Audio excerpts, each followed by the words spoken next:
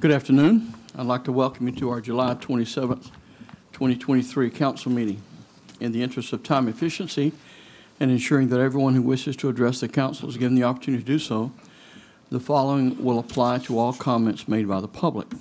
If you desire to be recognized by the chair, please fill out a request form and present it to the city clerk present here in council chambers.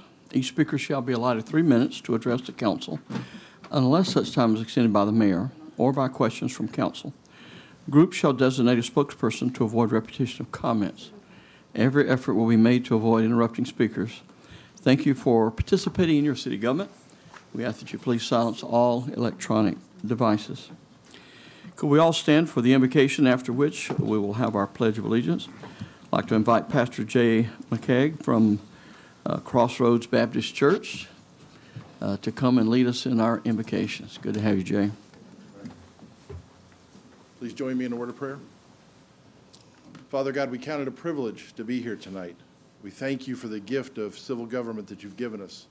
We thank you, Father, for these that have stepped out to lead and to serve, Father. We pray that you'll give them wisdom, you'll give them guidance, Father, and give them caring and compassion.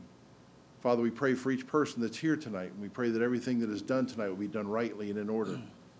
Father, we love this little town that you gave us, and we pray, Father, that everything that we do here brings honor and glory to you. For it's in Jesus' name we pray. Amen. Amen. Please join me in the pledge. I pledge allegiance to the flag of the United States of America and to the republic for which it stands, one nation, under God, indivisible, with liberty and justice for all. Thank you. You may be seated. Madam Clerk, will you please call the roll? Mayor Blackwell? Here. Deputy Mayor Urban? Here. Councilmember Matheny? Here. Councilmember Gilbert? Here. Councilmember Fletcher? Here.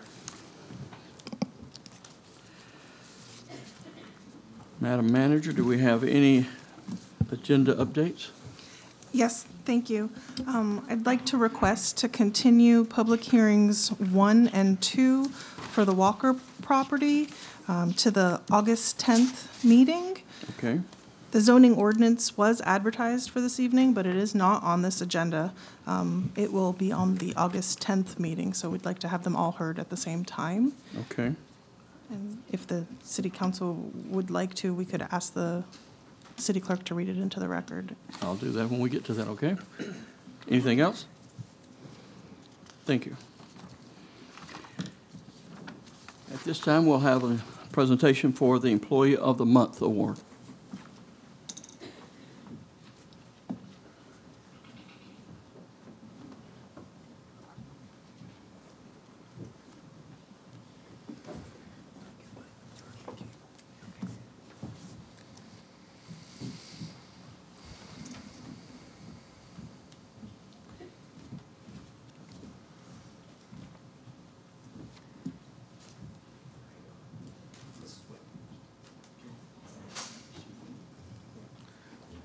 Good evening, everybody. This is Wendy Garcia. She's one of the solid waste administrative staff over at the solid waste department here in the city of St. Cloud. She won Employee of the Month for the month of June. Congratulations. She took a phone call from a special needs resident here in the city, and she felt that the special needs person was a little bit emotional distressed, and she felt that it was warranted. What happened was she received a call from the customer last month stating that the recycle truck, which is one of our big recycling trucks, ate his recycled bin. It falls, sometimes if a bin falls inside the truck, it's too dangerous to go back into the truck and retrieve it, so we do have to let it go. She realized what had happened, and she'd mentioned that we can deliver a new one as soon as possible. The resident even asked if it was possible to go out to the landfill and search, or form a search party for and retrieve the can. Wendy soon realized the special needs resident had an emotional attachment to the recycle bin and proceeded to derive a plan to have a memorial service for the bin. And the memorial service was to also welcome in a new bin. So she devised the plan to carry out with her supervisor to go over, do the memorial service, name the new can Vader, that was his choice, I believe, And it really made the situation better for the residents and for the community. It meant a lot to him because, again, as special needs, he was just emotionally attached to it. He'd had it for a long time, and he felt really good about it. So this level of care and outstanding customer service is something Wendy attempts to reach each and every day. Many times like this, Wendy is able to go above and beyond for her customers. Thank you, Wendy, for everything you do and for the Solid Waste Division, Public Works, and the City of St. Cloud. And we want to present you the Employee of the Month for the month of June.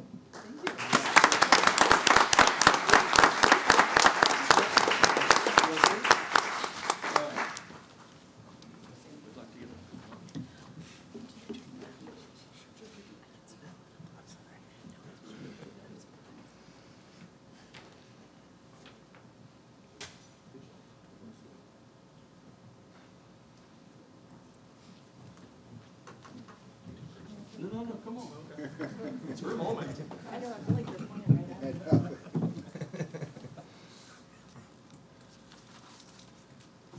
you. Thank you for all you do.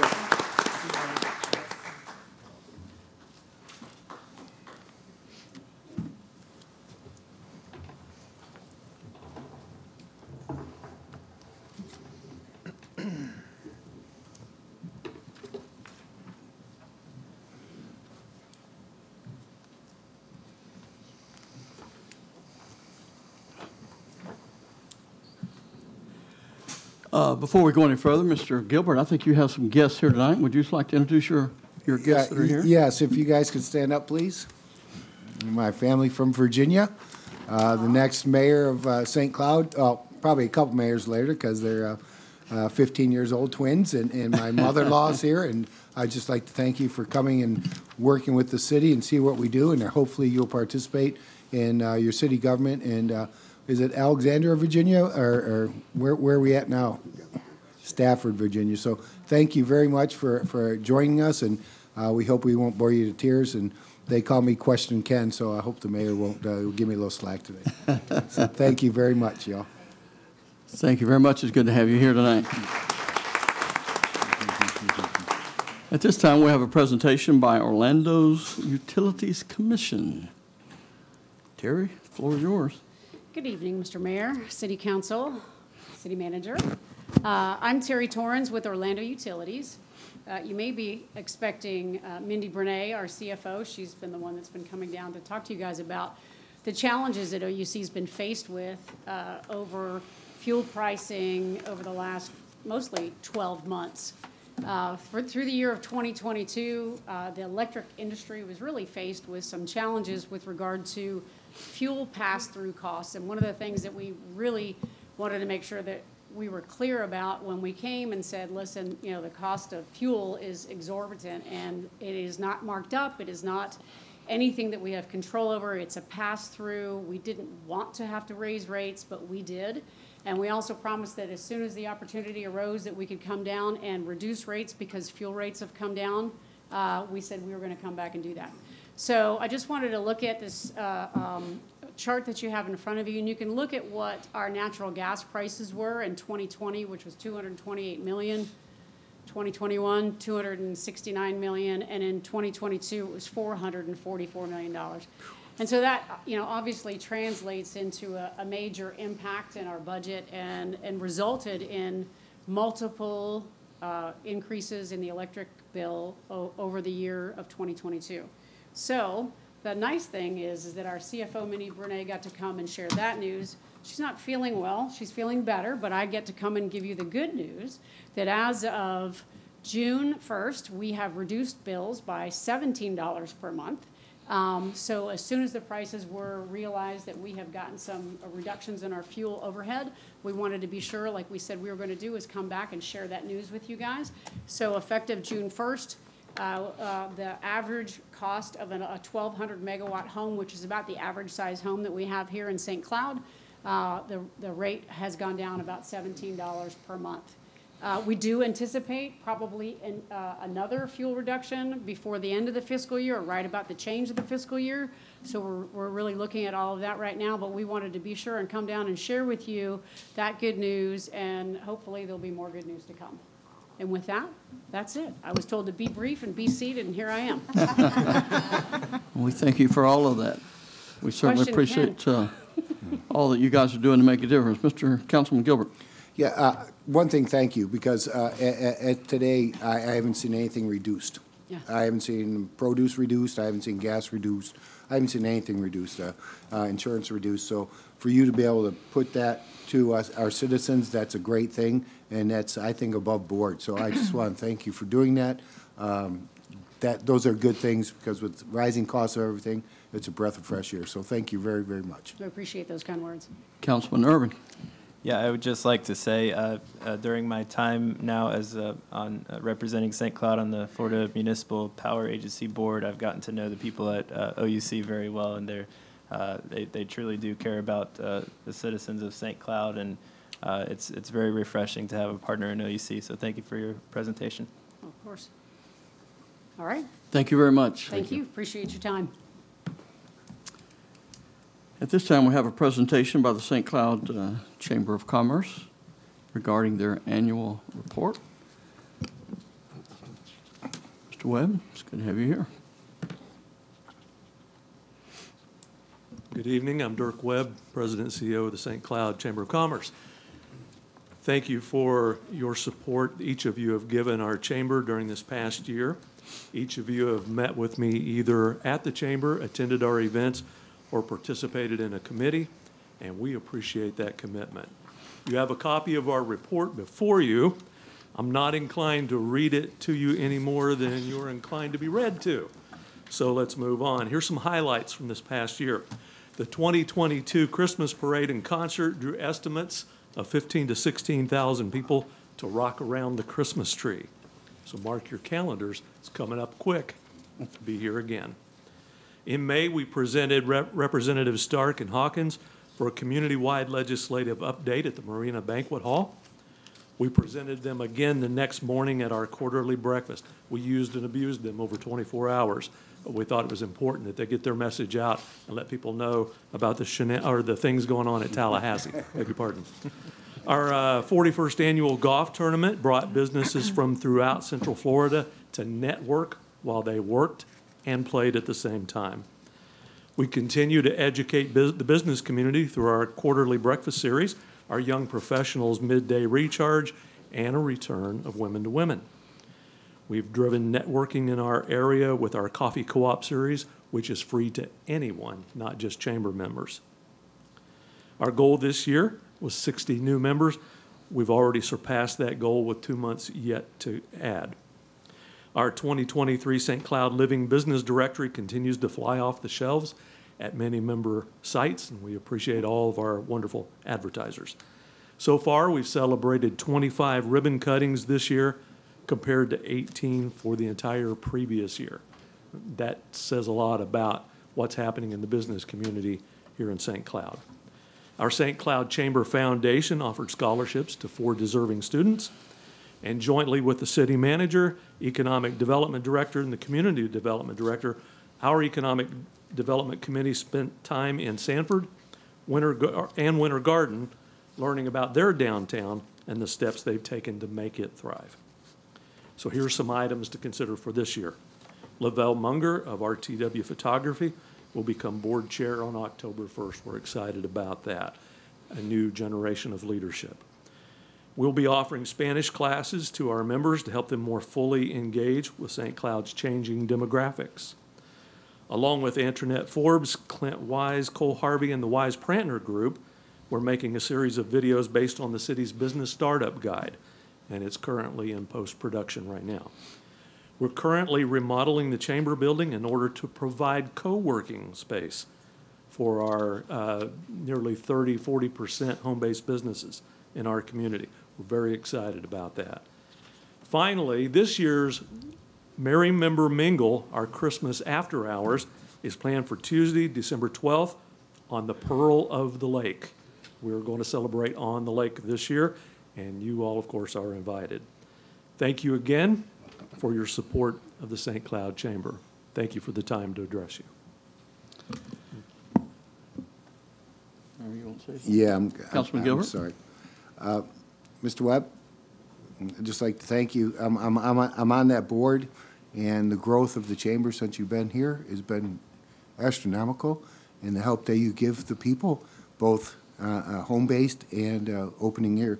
25 ribbon cutting, so that's 25 new businesses. When you say Greater St. Cloud, can you give us demographics of that? Because we sometimes look at St. Cloud as the state streets or inner city, Right. but you reach out to how many? We have several hundred members, and they're throughout Osceola County, but they also stretch into Orange County and some surrounding counties. So we serve members not only here, but we also reach out to Central Florida to invite them into St. Cloud, especially with our scavenger hunt, to come and play in St. Cloud for the day and find out what all we have to offer.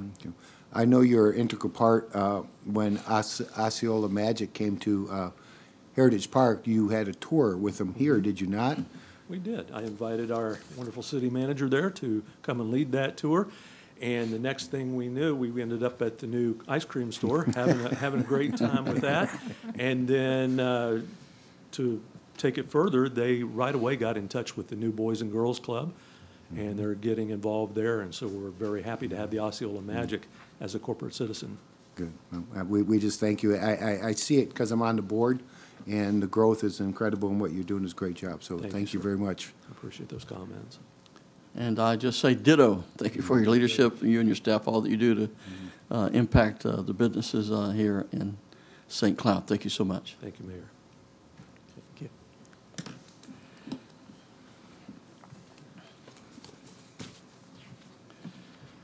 The next item on our agenda is the Citizens Forum. Any person who desires to comment on any item not in this agenda is provided this opportunity to address the City Council. Each person is requested to complete a sign-in form to be provided to the presiding officer prior to or as soon as is practical thereafter the person addresses the council. When you come forward, please state your name and address for the record, and we ask that you please limit your comments to 3 minutes. Camille Levy.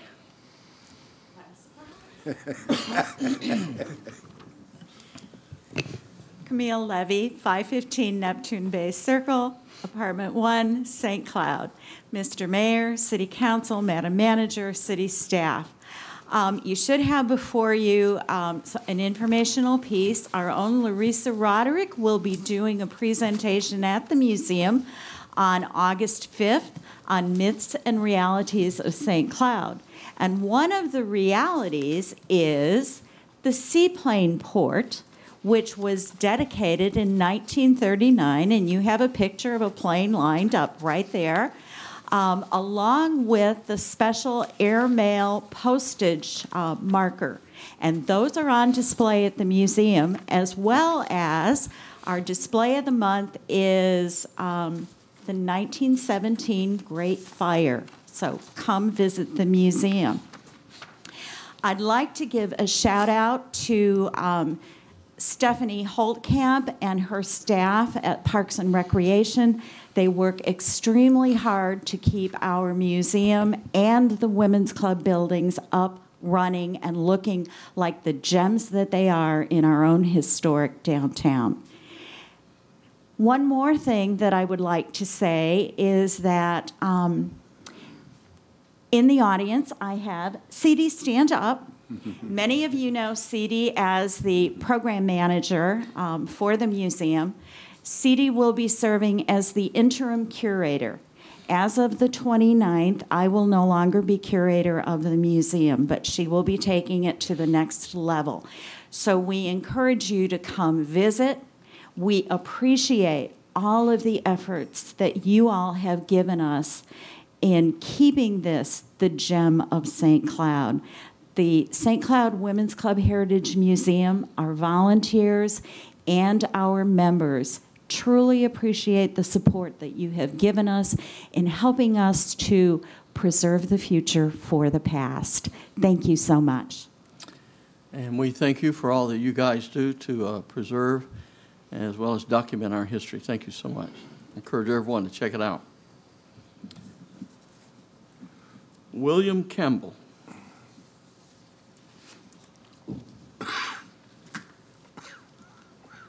Yeah, William Campbell, 816 Maryland Avenue. I think I come before you back on June 8th and asked a question in reference to the appeal of a decision of the Board of Adjustments had made an approval on a building that I wished to build on my property, and the City Council, of course, like I say, appealed it. I asked the question, what was the reasoning behind that, and you said you would get back with me with an answer, and I have not heard anything from anyone. I have talked to one council member, Councilmember Urban, and stuff about this and about the issue and everything. And I do believe that I sent all of you all a copy of the presentation that I've done for the Board of Adjustment. So I just wondered, do you have a answer for me? Again, Well, I mean, I can, obviously, Mr. Campbell is looking for information regarding an action that the council directed be done back in 2019, I think it was. It might have been, yes. Yeah, so it's a different council sitting here, so I don't know if this council can answer his question as to whether he can certainly listen to the audio and the video from when the council made that decision to do that.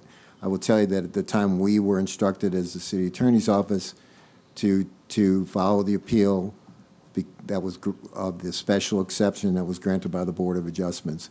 The council at the time felt that the Board of Adjustments granting this particular special exception on Mr. Campbell's property was contrary to the ordinance that had been passed. As you might recall, a couple years before that, the City Council passed an ordinance that required if certain accessory structures were over a certain amount of square foot or square footage or in relation to the principal structure on the property, that a special exception was required. So at the time, the best as I can recall specifically, the council at the time decided that felt that the Board of Adjustments decision at that time was not consistent with their intent when they passed that ordinance. That was the direction we received when we received the direction to appeal it. We appealed it in the appellate court, quashed the order of the Board of Adjustments and denied it. Now, with that being said, it doesn't mean Mr. Campbell can't reapply for a special exception if he wishes to go through that process again. Councilman Urban. So as Mr. Campbell mentioned, I did meet with him and I reviewed, obviously I wasn't on the city council at the time that decision was made, but I thought his request was reasonable at the time and I wasn't sure why it was appealed or not, but I don't know what his options would be moving forward if he wanted to try it again. Well, that provision of the code is still in place. It still requires well, assuming he wants to build a structure the same size that he tried to build then. So I'm assuming he does. Yes. So if he does, then he'd have to go get a special exception again and go through the Board of Adjustment process again, because that's what the city code provides. Okay. But with that, would I not be out of cost because y'all are going to come back and appeal it again? That would be up to That's these the five, chance I gotta take, these huh? 4 gentlemen and lady to decide. Well, like I say, you did not appeal a piece of property that was also approved by the Board of Adjustments the same day. That was property, or that building was built on a piece of property that did not have a resident on it. And that says strictly right in your code that it's not allowed, so. All right. Thank you very much for your Thank you. time. All right. Thank you, Hope Mr. you Campbell. treat all your other residents well. The next item on our agenda is the consent agenda. The next portion of this meeting is the consent agenda, which contains items that have been determined to be routine and non-controversial. If anyone in the audience wishes to address a particular item on the consent agenda, now is the opportunity for you to do so. Additionally, staff or members of the City Council wish to speak on a consent item, they have the same opportunity. First of all, I'll ask the staff, is there any items on the consent agenda that council members are wishing to address? A, F, I, and K. Is that you, Mr. Gilbert? Yes, sir. Then, Ken Gilbert, yes, sir. A, you F, said I? A, F, I, and K, please.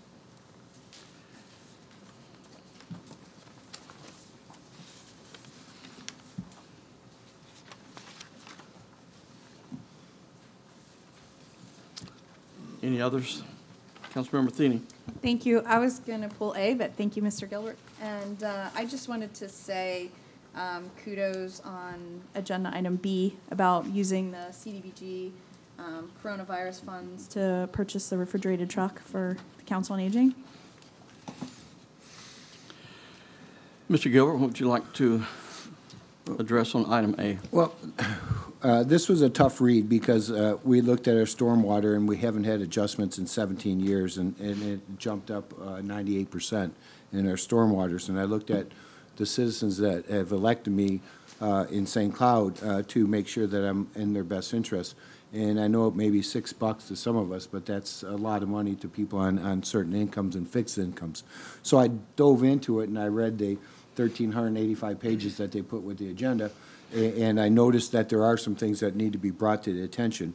One of them is we're getting rid of the EMS, which is $3 a month.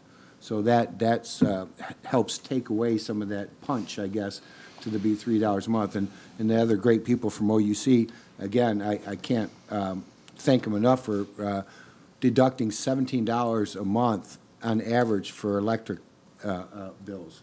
So I didn't know, I would have liked to stair-step that big jump into something else, but I did look at the cost savings with that, and we're actually saving money on the items that we're doing, the $3 less from EMS, the other things from OUC. I just have to look out for the citizens that are in fixed incomes, and when they get a 100% increase in a service, that kind of, bothers me a little bit because I have to explain to them, and I don't want to say, but I can say over 25 calls and concerns on this, and so I had to research it and go into the real value of this. But I look at the net, and that I think we're going to do good, and that's still not going to put us on the high end of stormwater. St. Cloud was on the lowest end of stormwater of all the counties in Florida. That just puts us in the middle at that. And as you know, we need that because of what happens with the hurricanes and floods and things such as that. So I just want to explain that I did look at that. It did look at a jump, but I looked at the back end of it, and we are saving the citizens money by the deduction in cost of electrical and also the EMS cost, which is $880,000 that we have EMS. That's an over money that will be going towards that, so we can eliminate that fee. So I just want to explain that I did look at it. It did jump out at me, but when I did my research, I think it's palatable for the citizens of St. Cloud. Again, I don't speak for all of them. I am elected official, but I do know it's in the best interest. We have upgrades to do. We have things to do. And if anybody wants to go online and look at the cost of stormwater, and it's a lot more costly if our houses flood. It's a lot more costly if we have that. So I truly do believe that this cost is okay, but looking at it from the front end, you kind of get shocked of that increase. But then what would be nominal increases of 25 cents a year, which I believe that we do in all the stuff that we're trying to do in Parks and Recs and things like that. So that was my only statement, that when you look into it deeper, it makes sense. But when you look into it just on the consent agenda, it looks like a big number. Thank you. Councilmember Matheny. Thank you. I had a lot of the same concerns that Mr. Gilbert had when you looked at it, and I know I've paid that stormwater utility bill for a long time, and then I was like, whoa, it's doubling. I would feel, I understand the struggle, right? Like, the city hasn't raised it in all these years, but also that's not the residents' fault that the city hasn't raised it to get this shock. I personally would feel more comfortable moving it to the city of Kissimmee utility rate, which is $9.10 per month, versus going to the $12.35. I think that's what it is, $12.35, to be in line with our neighbors in Kissimmee. That's the number that I'm more comfortable with. And then in light of, the information that we got from the utility this morning, however, we know that could change next month, right? We get these notifications all the time. It's fuel cost related, so we don't really have any control over that. But I'd like to vote on this separately if we could. Any other comment? I think we were all certainly concerned about doubling a rate. What frustrated me is that we've waited 16 years to do it. We have certainly struggled significantly with stormwater, and maintaining all the drainage that goes on around here has been a real challenge. And I think with the offset, I think it needs to stay where it's at, because we're just trying to break even, not trying to make money, trying to take care of the resident. Got to have the money to do it. Councilmember Urban. Yeah, I just would kind of like to piggyback off of what both Councilmembers Matheny and Gilbert said. I don't take this decision lightly. Of course, anytime you're raising fees, it could be a burden on many of the residents. I do think that with storms becoming more frequent and severe, we need to consider that and what happened with Hurricane Ian last year. We had a pretty major flooding event in Central Florida here. What I would like to maybe look at is there any way that we can, the increase each year, is there any way we can review that maybe every 5 or 10 years to see if that's on pace with, if it's maybe too much or too little, we can adjust that accordingly so it's not just automatic each time? Just a thought. Well, I think that's kind of part of what they've tried to write into it, to give some small incremental increases, but so we don't face this, you know, a large exponential increase. But I think what they've done, just looking at, from my discussion with the staff, is they're just trying to pay for what we're spending now and what we're expecting to spend. Anyone else? I'd just like to encourage everybody to look at the full report of the costs associated with it, because I didn't understand it until I looked at I think it was like 100 pages of us and other counties and what we pay. And I agree with Councilwoman Matheny, is that a stair step would be okay to do that. But at one point, we have to get to a number that we protect our citizens and to do so. And let's face it, St. Cloud, it's ever growing, but there's some places in St. Cloud that have been here for hundreds of years that need some care. I mean, you know, it just does. So it was tough for me to look at that, but I did read the report, and I would ask any citizen or anybody here to please read the report, because it's a great study that was done, and it made sense to me after I read it. Right. Would anyone in the audience like to speak to this item? If not, we have a request that we vote on this separately. Do I have a motion? Motion. We have a motion for the adoption of item number A. I'll make that a second. Madam Clerk, please call the roll. Councilmember Matheny? No. Deputy Mayor Urban? Aye. Councilmember Gilbert? Aye. Councilmember Fletcher? Aye. Mayor Blackwell? Aye. Motion carries 4-1. Mr. Gilbert, I think the next item was item F.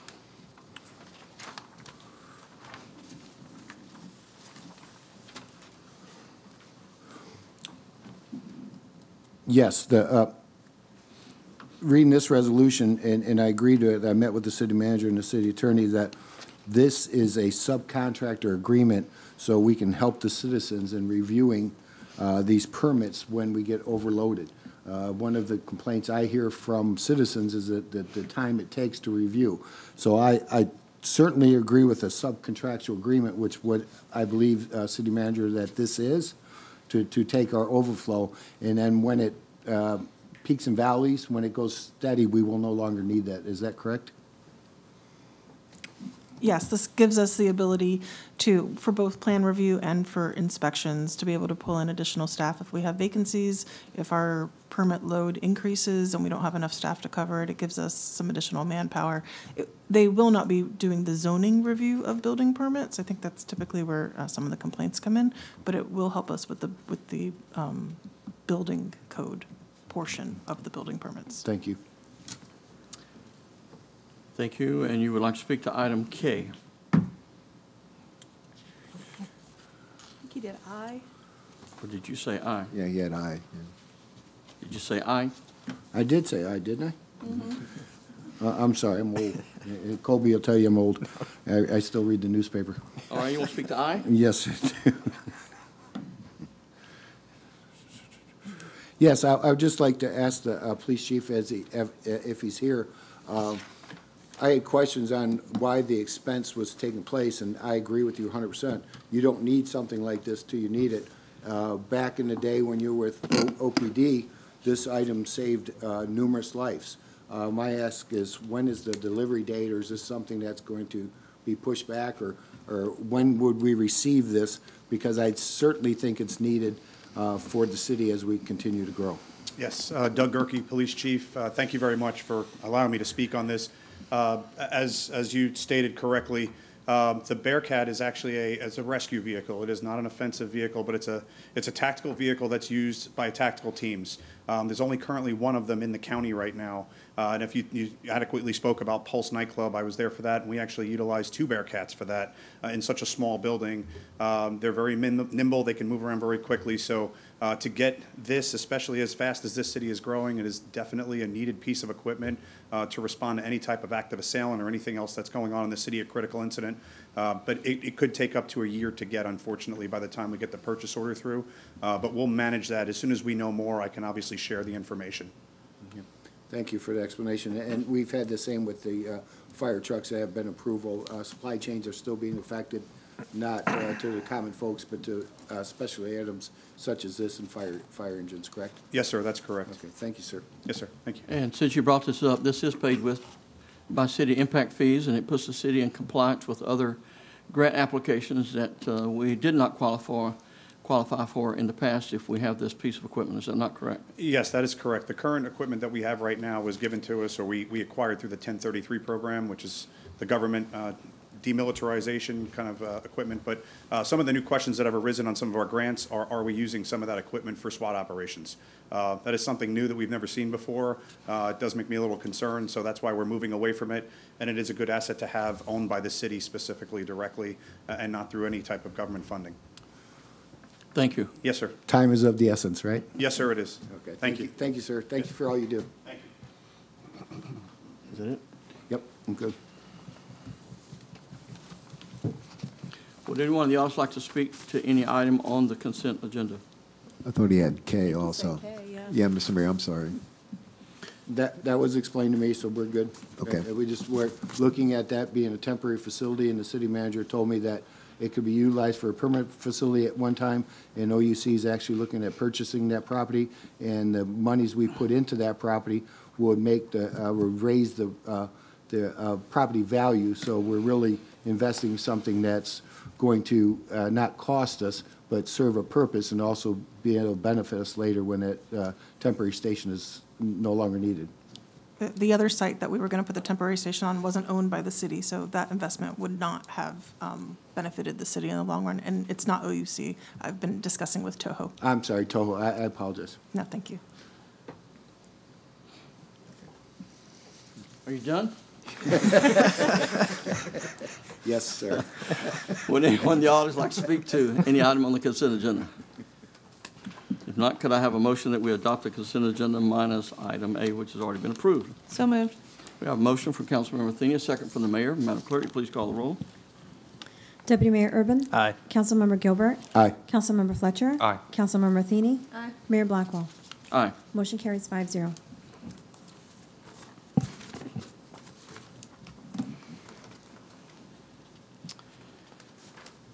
That brings us to public hearings. Madam Clerk, could you please read items 1, 2, and then the zoning item into the record, please? But again, Mayor, the zoning item isn't on the agenda, so you're just reading items 1 and 2. Okay, just 1, 2, thank you.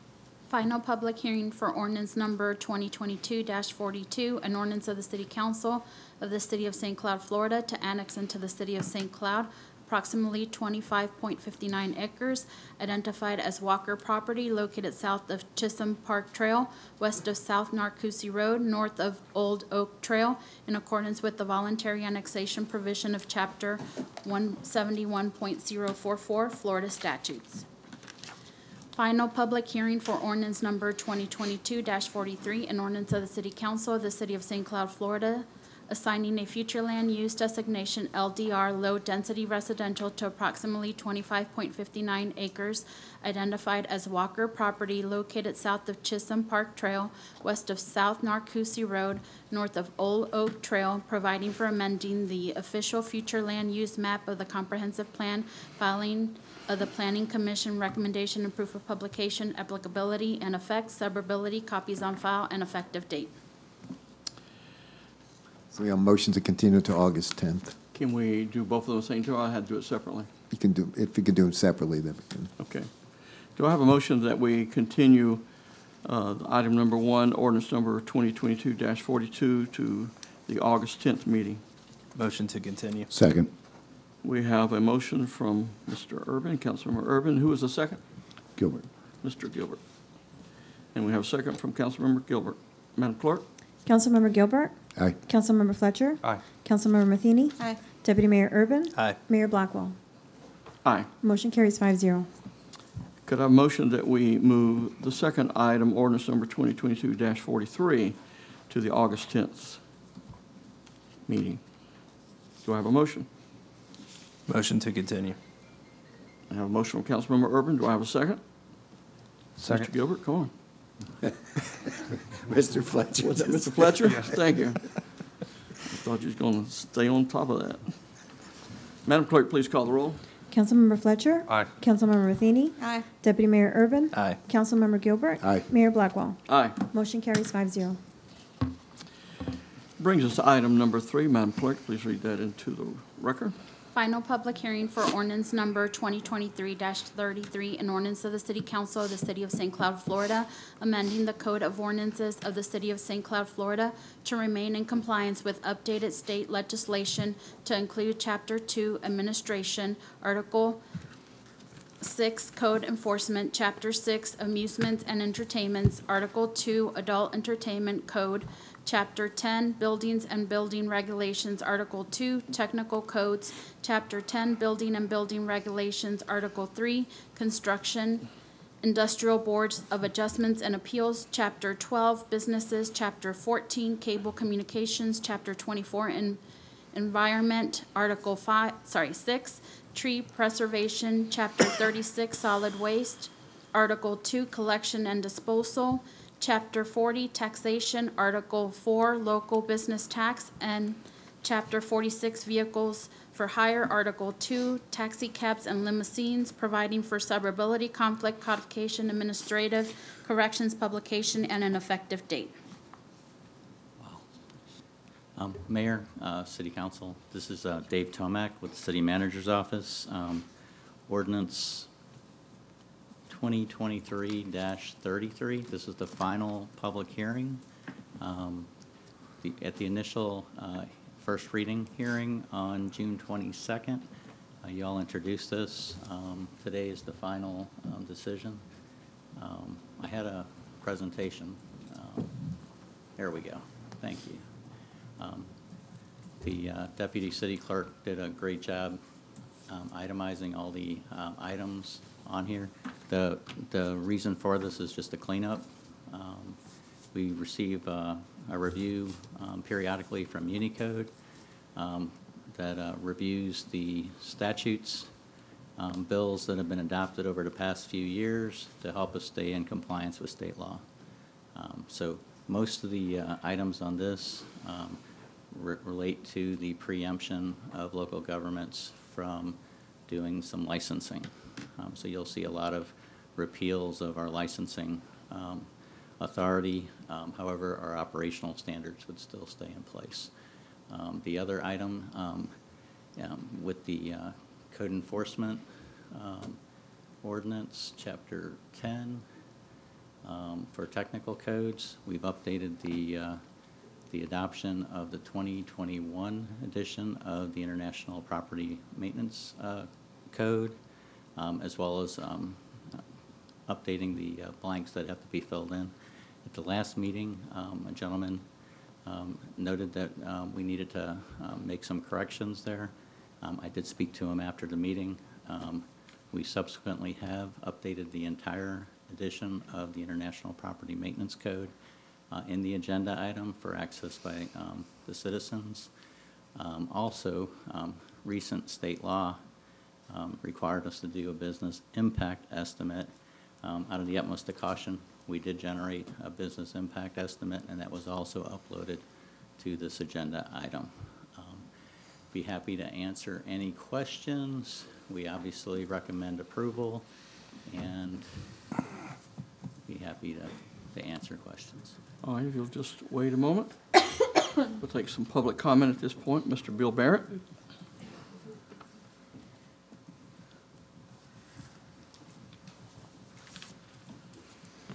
Good evening, Mayor and Council. Bill Barrett, 1102 Pennsylvania. So I was here last meeting on the IPMC, International Property Maintenance Code, and I'm here again. I'll say, first of all, thank you for including it in there so that we could go through and see it. Just have, I think, 2 questions about it.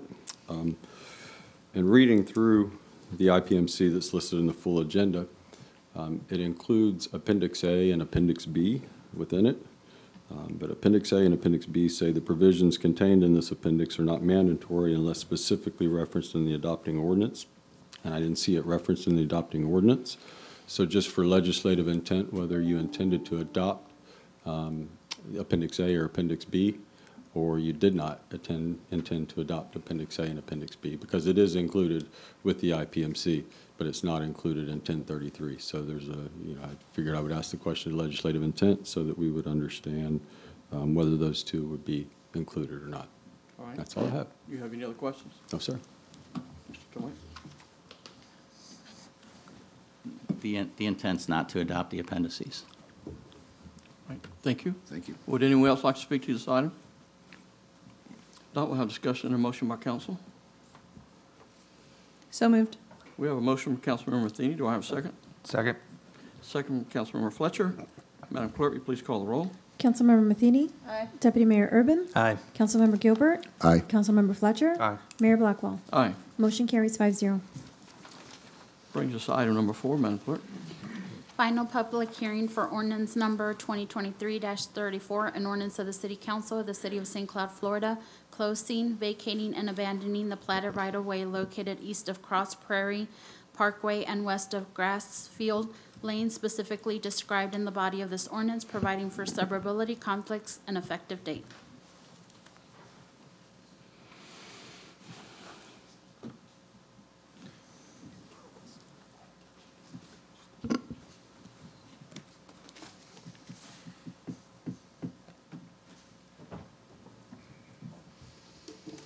Good evening, Melissa Dunklin, Director of Community Development. Claudia is going to pass out to you the updated staff report. We inadvertently attached the wrong staff report when the publication went out. Okay, the request before you tonight is for an abandonment of right-of-way for a sign tract to go into the median of the road.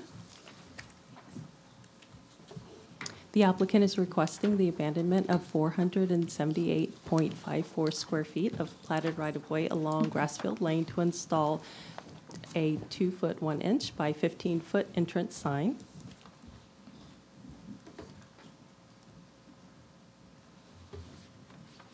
Here's a graphic representation of the location of the proposed abandonment and sign tract.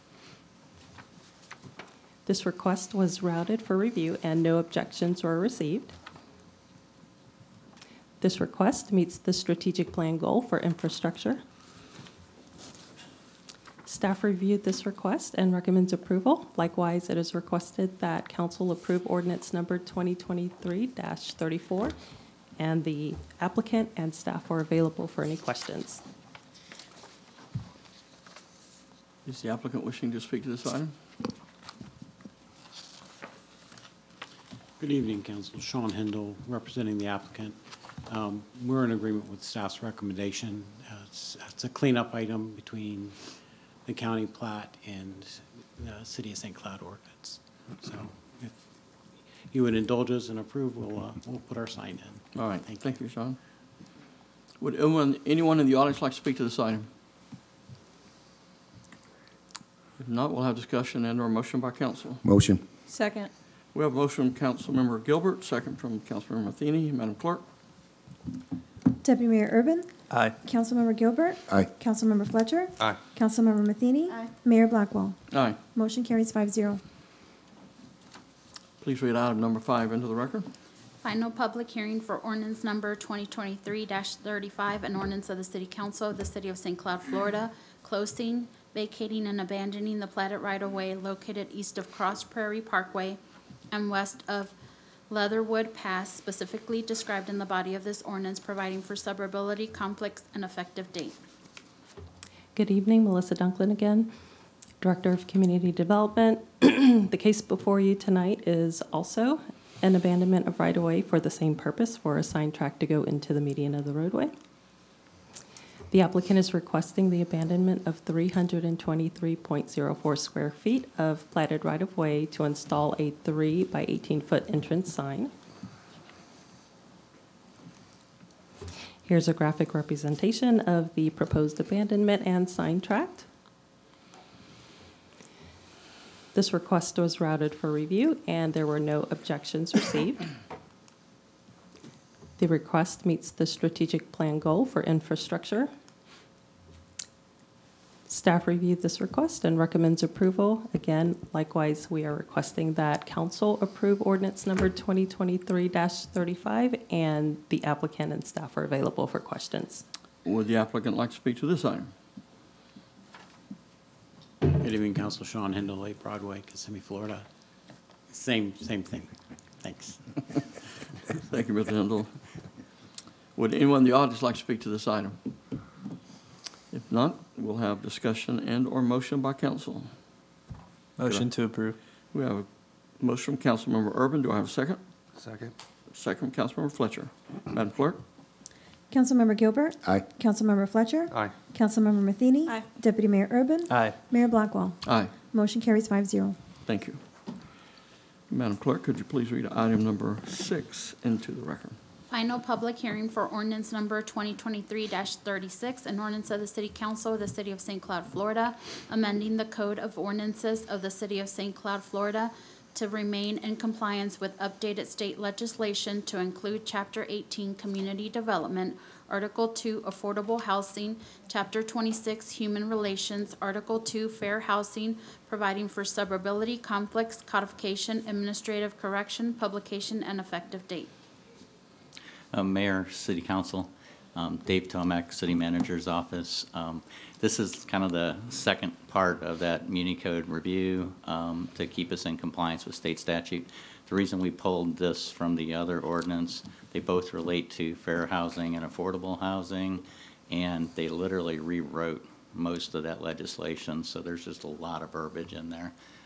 The key points we talked about at the last meeting, your Affordable Housing Advisory Committee is required to annually review codes and other things and make recommendations. And then at the very end, it does exempt them from having to do an annual report as long as there's an initial report. They got rid of the word handicapped from the ordinance and replaced it with disabled, did a couple of other definitions. It's still the same intent, is to require just fair practices in housing from brokers, realtors, everybody involved in the process. It's same as last time. It's consistent with your strategic plan goals, and be happy to answer any questions. This is the final hearing. You introduced this ordinance on June 22nd as well, and the recommendation is still for approval. Thank you. Thank you. Would anyone in the audience like to speak to this item? If not, we'll have discussion and a motion by council. So moved. We have a motion, Councilmember Athene. Second from the mayor. Madam Clerk? Councilmember Fletcher? Aye. Councilmember Matheny? Deputy Mayor. Aye. Deputy Mayor Urban? Aye. Councilmember Gilbert? Aye. Mayor Blackwell? Aye. Motion carries 5-0. All right, are you all right, Ms. Matheny? Number 7, Madam Clerk. First reading and introduction for ordinance number 2023-37, an ordinance of the City Council of the City of St. Cloud, Florida, closing, vacating, and abandoning the platted easement located north of Ashton Park Place and west of Roper Road, specifically described in the body of this ordinance, providing for suburbility, conflicts, and effective date. Good evening, Council. Dagmar Segarra, Deputy Director for Community Development. The request in front of you is a request to abandon a drainage easement and utility easement at the address of 1863, located in Ashton Park Place. The subject property, as I mentioned, is within the Ashton Park Place and is west of Roper Road. The applicant is requesting the abandonment of 638 square foot area of a platted drainage and utility easement located on the rear of the property. This is a depiction of the area to be vacated.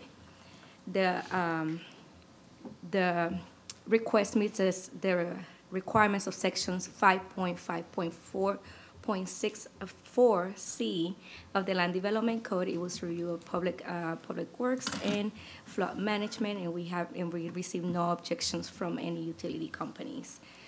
It meets the strategic goal of infrastructure. DRC or staff recommendation is approval, and we request approval of ordinance 2023-37. I'll be happy to answer any questions. The applicant is here also to answer any questions. Would the applicant like to speak to this item? If not, would anyone in the audience like to speak to this item? If not, we'll have discussion or motion by council. Motion approved. I have my light on. Oh, I'm sorry. I'm so sorry, I didn't see it. I'm sorry, I didn't see your light. Forgive me. Councilmember Matheny would like to speak to this item first. You're fine, thank you. So I asked after my agenda review to see the construction plans and the plat for this community because I wanted to review it. I'm always nervous when we vacate easements or right-of-way because with my job, invariably we come across something and we're like, well, we had an easement, we gave it up or whatever. So when I reviewed the construction plans, I see that the lot grading type for this particular lot is an A/B, which means half of the lot drains forward, half of the lot drains backwards to this easement, and then it should drain along the back of the easement and out. So I was concerned about vacating it because it's per the construction plans, it's needed for drainage. Now, I don't know how the lot was actually built. Maybe it wasn't built with an A/B, I don't know, but that's just what's on the plans. So my understanding, Dagmar, when we had the agenda review was this is they're not going into the easement on the ground, they're crossing it aerially because there's an extension of the pool deck that's up. Patio deck, yeah. But it's not on the ground, it's above the ground? It appears to be a wood elevated deck. The plans are still currently under review. So it's waiting on this vacating of the easement in order to so then we can approve the permit. Right, so my concern is, and it won't be with the people asking for this, right, because they're gonna put it in, but then they sell it.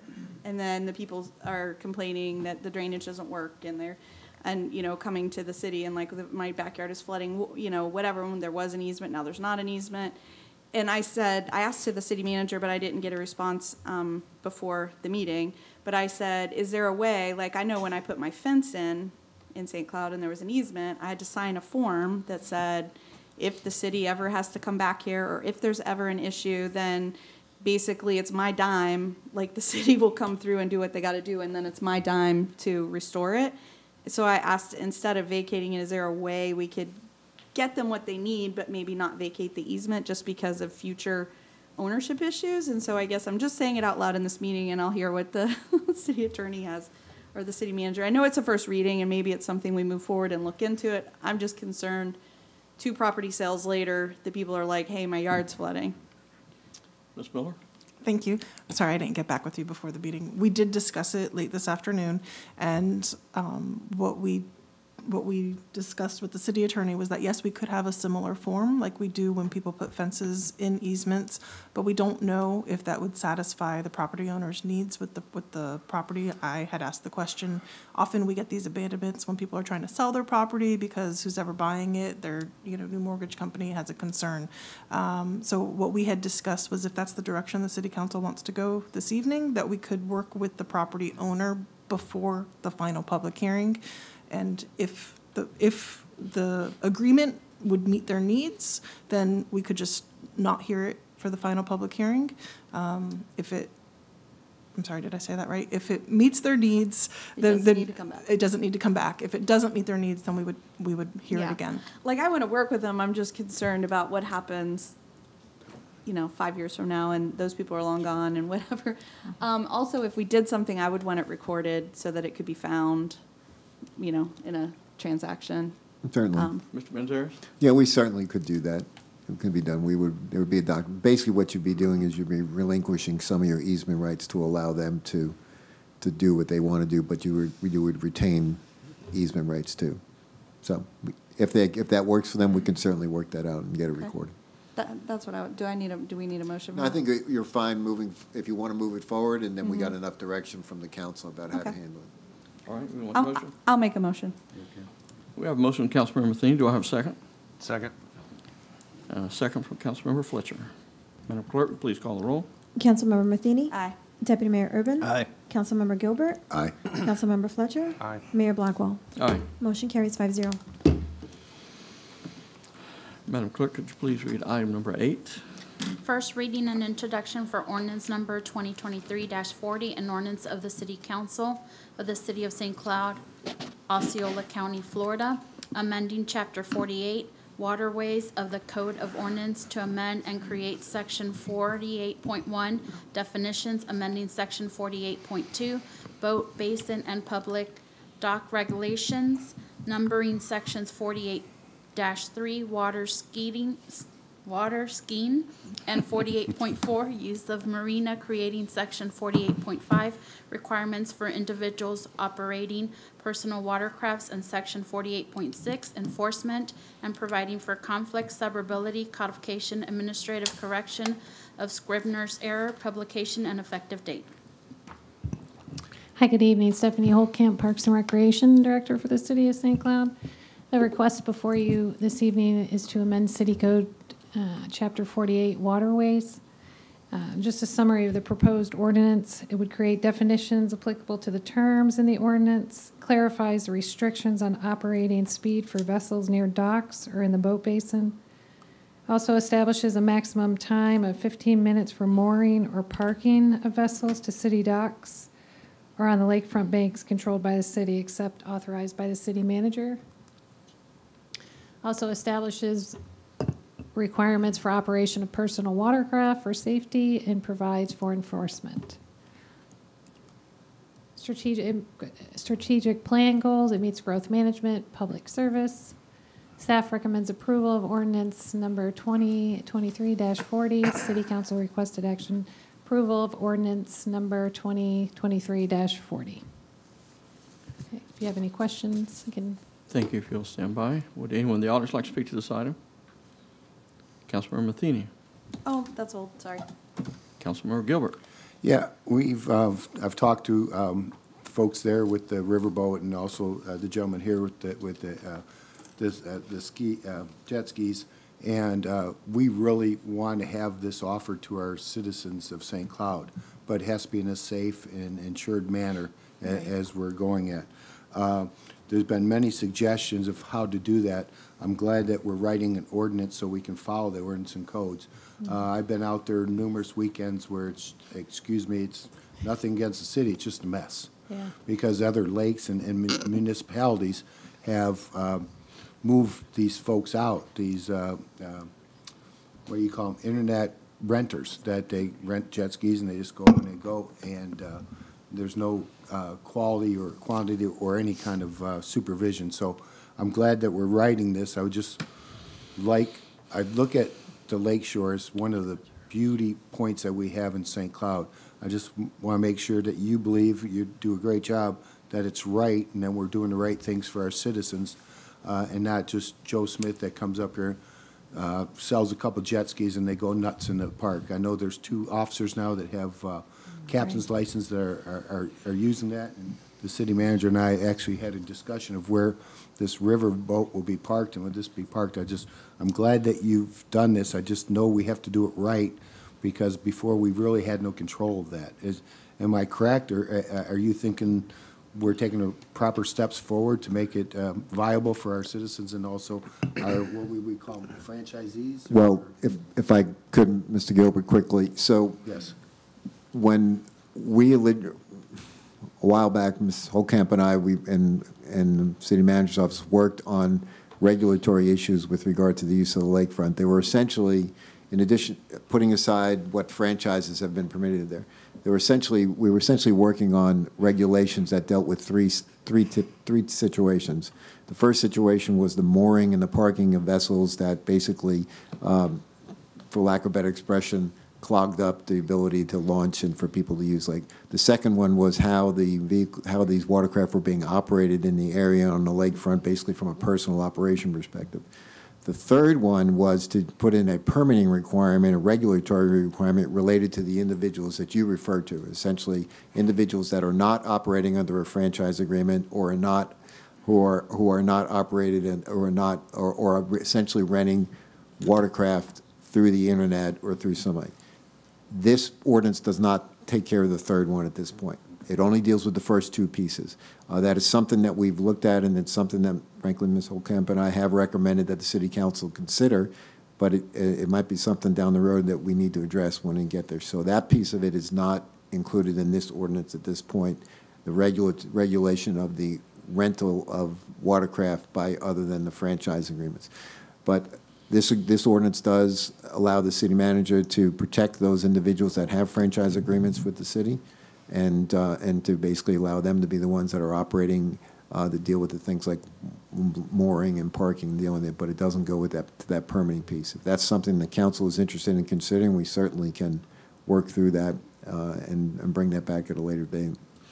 Thank you for the explanation. It's just not happening at Lakeshore, it's also happening at Chisholm too, so maybe that ties into each other since we have. Well, the Chisholm.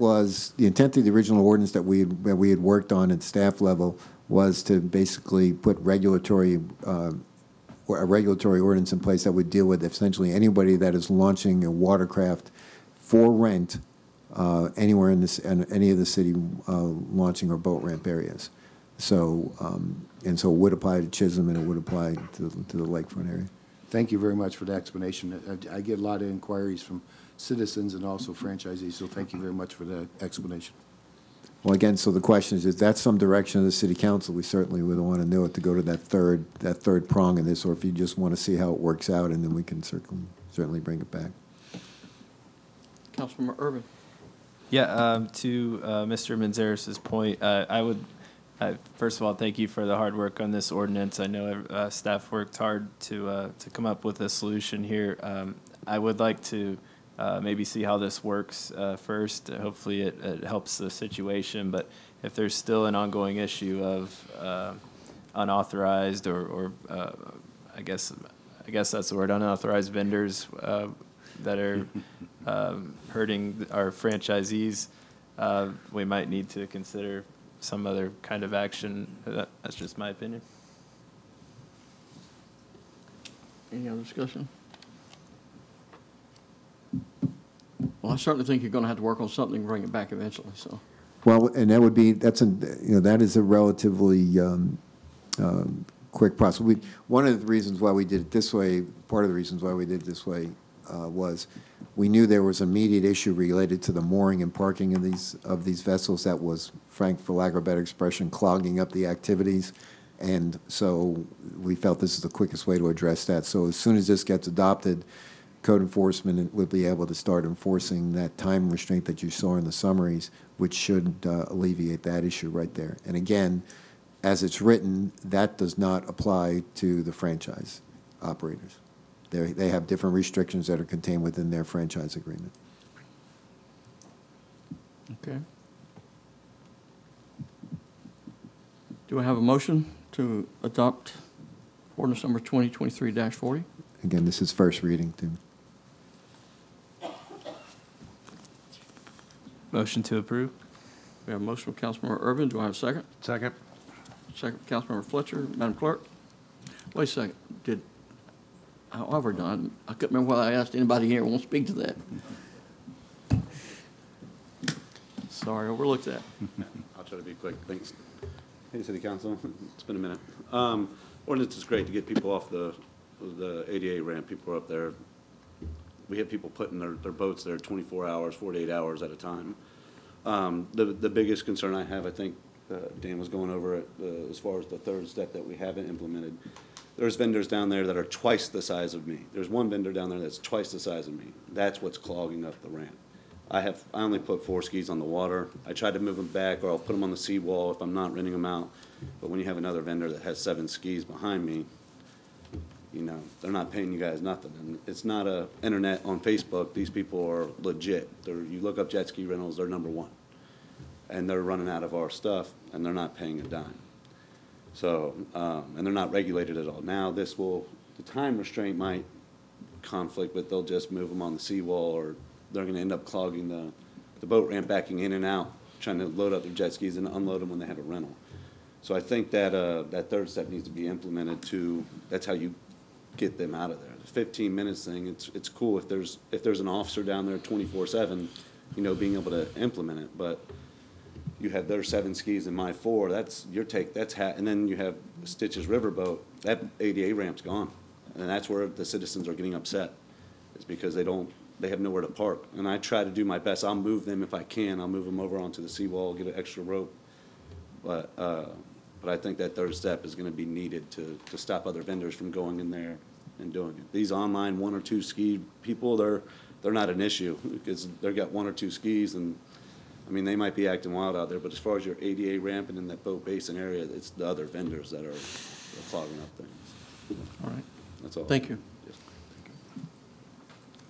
Would someone else like to speak to this item? If not, we have a motion and a second. Madam Clerk, could you please call the roll? Deputy Mayor Urban. Aye. Councilmember Gilbert. Aye. Councilmember Fletcher. Aye. Councilmember Matheny. Aye. Mayor Blackwell. Aye. Motion carries 5-0. Brings us to item number 9. Madam First Clerk? reading, sorry. First reading and introduction for ordinance number 2023-41, an ordinance of the City Council of the City of St. Cloud, Florida, amending City Code Chapter 22, Emergencies, Article 2, Emergencies, Medical Services, Division 2, Subscription Charges and Fees by repealing Division 2 in its entirety, providing for suburbility, conflicts, codification, administrative correction, publication, and effective date. Again, good evening, Mayor, Council. Dave Tomek with the City Manager's Office.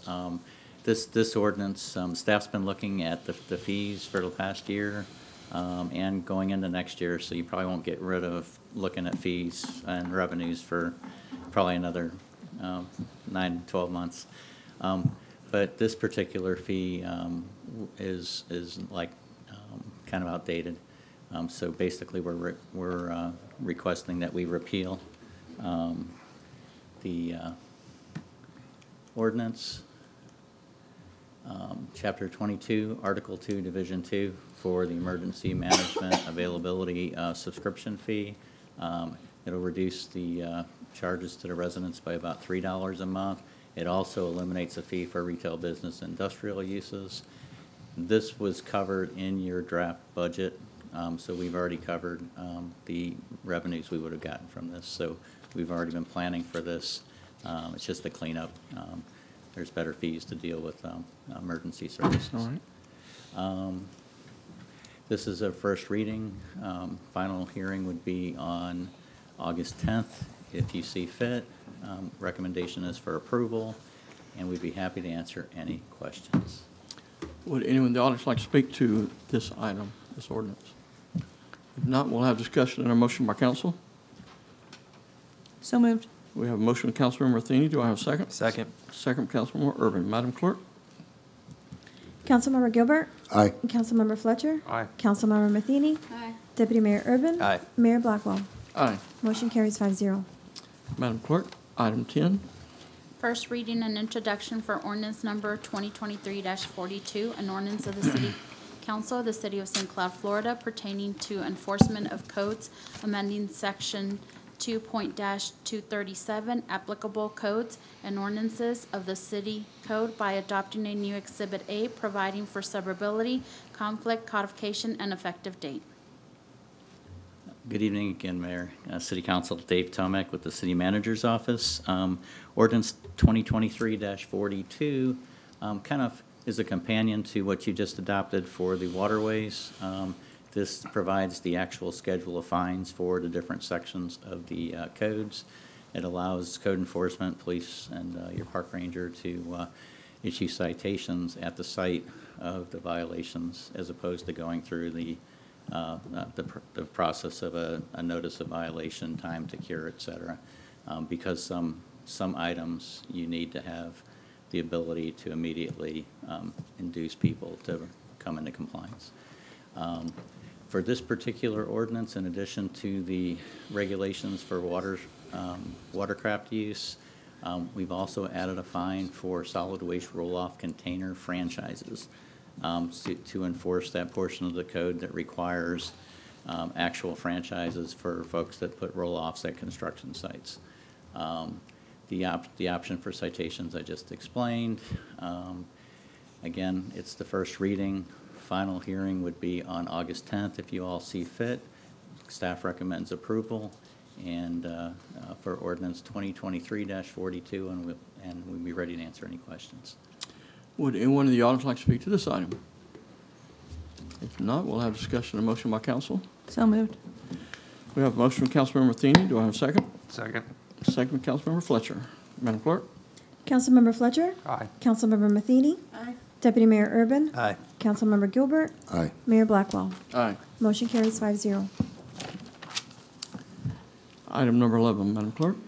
Final public hearing for resolution number 2023-113R, a resolution of the City Council of the City of St. Cloud, Florida, adopting the fiscal 2023 annual action plan for the Community Development Block Grant Program, providing for conflict and providing for an effective date. Good evening, Antoinette Forbes, Economic Development Director. This is our second and final hearing for the 2023 Action Plan. Just very briefly let you know that our consolidated plan, which is a 5-year plan, has already been adopted and implemented. It requires that every year we adopt an annual action plan for the funds to take place October 1st of that year.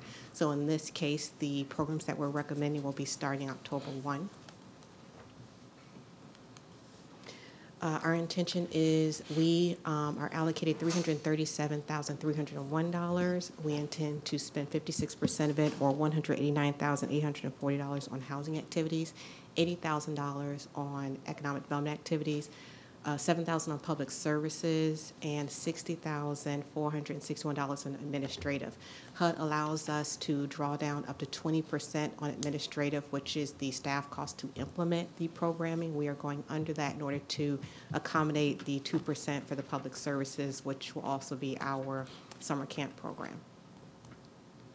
There was a public comment period which was required and has since closed from June 20th to July 20th. We did not receive any comments, either written or verbal, through email or through mail, or also through our website or all the other methods that we provided. We did not receive any comments.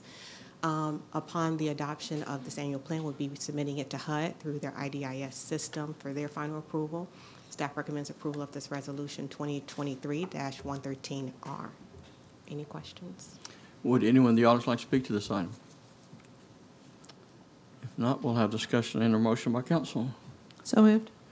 We have a motion from Councilmember Matheny. Second. Second from Councilmember Gilbert. Madam Clerk? Councilmember Matheny. Aye. Deputy Mayor Urban. Aye. Councilmember Gilbert. Aye. Councilmember Fletcher. Aye. Mayor Blackwell. Aye. Motion carries 5-0. Thank you. Brings us to item 12. Public hearing for resolution number 2023-134R, a resolution of the City Council of the City of St. Cloud, Florida, granting a conditional use to operate a residential recovery center minor at 3800 5th Street on a 0.94 parcel of land located on the southwest corner of 5th Street and Hamilton Park Circle, as described in the body of this resolution. Good evening, Melissa Dunklin, Director of Community Development. This request is for a conditional use for a residential recovery center minor. The use of residential recovery center minor requires a conditional use approval when it's located in the professional zoning district. The existing use was approved with a maximum of 80 beds as a conditional use in 2008 with 10 conditions of approval. The request before you tonight is to only increase the number of beds by 15 from 80 to 95 beds. The other 9 conditions of approval are going to be brought forward as conditions of approval. Here's the site plan showing the existing conditions, highlighting the location where the additional beds will be located. And here are the graphic representations of the future land use and zoning maps depicting the private institutional land use and professional zoning districts for context. This request meets the strategic plan goal for growth management. Might need some new batteries. Staff reviewed this request, and we are recommending approval with conditions of Resolution 2023-134R. Again, the request and the only change in the conditions of approval that were originally placed under the original conditional use is item number 1, where they're increasing the number of beds from 80 to 95. The other conditions of approval are brought forward as they were approved originally. We met with the applicant, and they did provide to us in writing that they are currently meeting all 10 or all 9 of the existing conditions. And they will obviously meet the 10th condition by maxing out their number of beds at 95. Planning Commission recommended approval. Likewise, we are requesting that City Council approve this item and the conditions that were stated by staff. The applicant, I believe, is available for questions, and staff is available as well. Would the applicant like to speak to this item?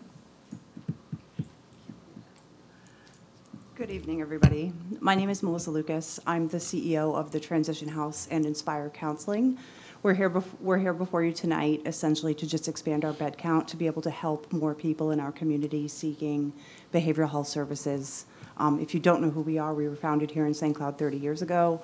We've been operating this residential program on 5th Street for about 16 years, and we recently built a new building in the back, which allowed us to expand. We fully renovated what was the old building, and now we have enough space where we could provide 15 additional beds still under our licensing with DCF. And they don't park on the property. It doesn't affect any of those things. All of our conditions are actually mostly exceeded. We're a little more strict than even some of the conditions that were set in 2008. So really today is just a matter of requesting the ability to be able to put 15 additional beds there to help some folks in the community. Thank you. If you'll wait just a minute. Is there anyone in the audience like to speak to this item? Councilmember Matheny. Thank you. I was just going to say the Transition House does amazing things, and the city has partnered with them for the last few years. So, I think they do wonderful work there. So 15 additional beds, I think, is amazing. The one question I was going to have is about parking, which you just addressed, because I wasn't sure exactly how the facility operated, if there was additional cars or not. But I don't know if somebody else has a light on, but I'll make a motion to approve. Before we do that, Councilmember Gilbert. Yeah, Place for Grace Ministries, which we founded, works very well with Transitional House. And they've been phenomenal. Do you see the need for these additional beds? I'm sure you do. I love the way you operate. Every once a month on Fridays, you come over, watch movies. It is strict, but it is working. So, are we going to be full as soon as we approve this? Absolutely. The second we approve it. Okay. Absolutely. That's what I thought, because there are those needs, and thank you for all you do. Yeah. We have a motion for Councilmember Matheny, a second from the mayor. Madam Clerk, please call the roll. Deputy Mayor Urban. Aye. Councilmember Gilbert. Aye. Councilmember Fletcher. Aye. Councilmember Matheny. Aye. Mayor Blackwell. Aye. Motion carries 5-0. Thank you. Brings us to item number 13. Public hearing for resolution number 2023-135R, a resolution of the City Council of the City of St. Cloud, Florida, granting a conditional use to operate a private school in the R-1B single-family dwelling zoning district on a 2.46-acre parcel of land located south of East 10th Street, east of Old Hickory Tree Road, west of Dean Street, and north of East Earlo Bronson Memorial Highway, as described in the body of this resolution. Thank you. Again, Melissa Dunklin, Director of Community Development. This case is also a request for a conditional use, but it is a request for a private school. The use of a private school requires a conditional use approval in the R1B zoning district, and this site is located in the R1B zoning district with a future land use of low-density residential.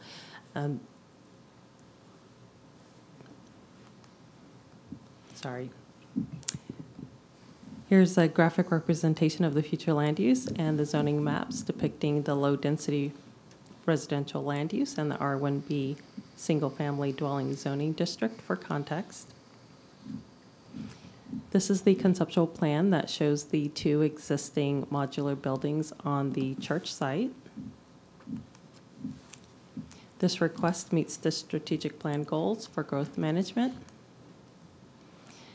DRC and staff reviewed this request, and we are recommending approval of Resolution 2023-135R with the following conditions.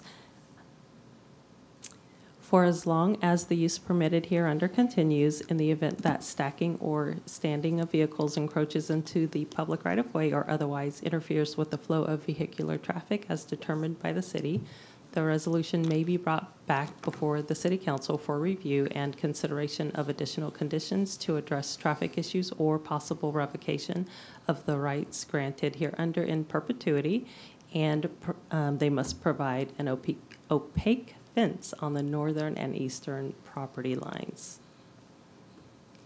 Planning Commission recommended approval with the conditions imposed by staff, and we are requesting that council also approve Resolution 2023-135R with the conditions as stated.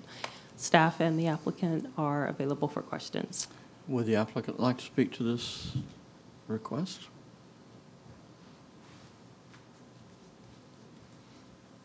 Hi, I'm Donna Sexton. I'm the principal of Our Savior Christian Classical School, and we wanted to bring classical education back to the city of St. Cloud. And we're hoping that you approve this today. Would anyone in the audience like to speak to this item? If not, we'll have discussion and a motion by council. Councilmember Matheny? Thank you. When I saw this agenda item, I asked staff in my agenda review to make sure that we fully reviewed the site, didn't just reissue it because it had a conditional use previously, and they told me that they did. They reviewed everything, the traffic cycling and the parking and everything, and I just want to say kudos to staff for this condition, because this is what we talk about all the time with the school. You know, we all know the school traffic messes up everybody else's traffic, and then it ends up rolling out into the street, and then the schools typically don't really participate with us. It's kind of like, well, what do you want us to do? You know? So thank you for this, the condition that you put into there. But yeah, like I was very happy once I had the conversation and just made sure, since the close proximity to 192, I didn't want to have like stacking back out into the street and then into 192. So I was very comfortable with the application. Councilmember Gilbert? Yeah, this is by Wawa, I'm assuming, and you have such a great entrance and exit. You can put 150 cars there, so that was what I was so excited about, that you put your modulars in the back. If you look at the overview of the bird's eye view, or we call it now the drone's view, you have enough to put 100, 150 cars. What is the maximum capacity of your school, may I ask? Right now? You need to come to the mic, please, ma'am. I'm sorry. I just want to get the numbers right with drop-offs and pickups, but I think. Right now, we're still in the process of getting the students, but it shouldn't be more than 50 for That's what I this year. thought. Maxed out, you can still put 100 cars in that place, so. Yes. So, okay, I just want to make sure that, that met it, and if you look at it on an aerial view, you've got plenty of room to drop them off, and so thank you for all you do. All right, thank you. Wait just a minute, Manager Miller. Thank you, Mayor. I just wanted to clarify, the resolution doesn't limit them to the number of students. If the city council does want to limit them, I would recommend that be a condition.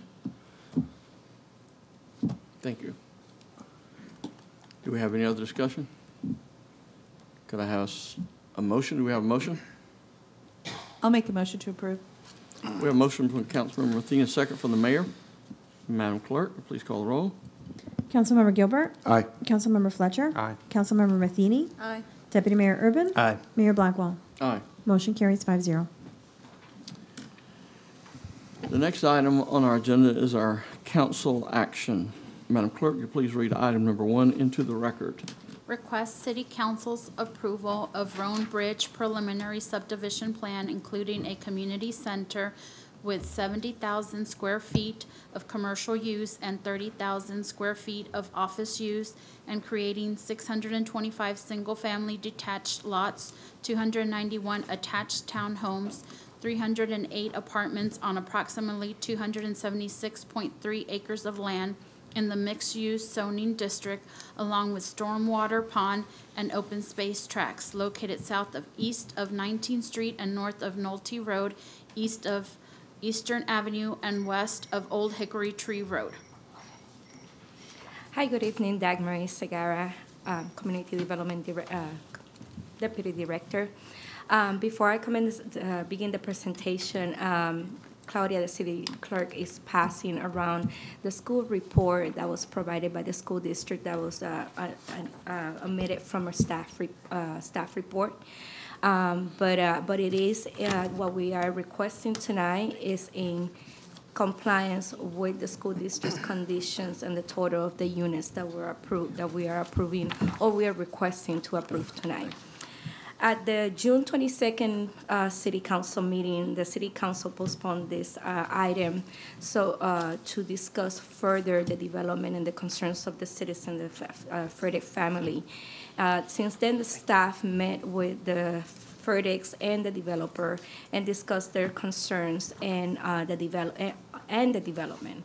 Tonight, we're just going to present the conditions and that we have been agreed upon by the developer and agreed by the Furtick family as well.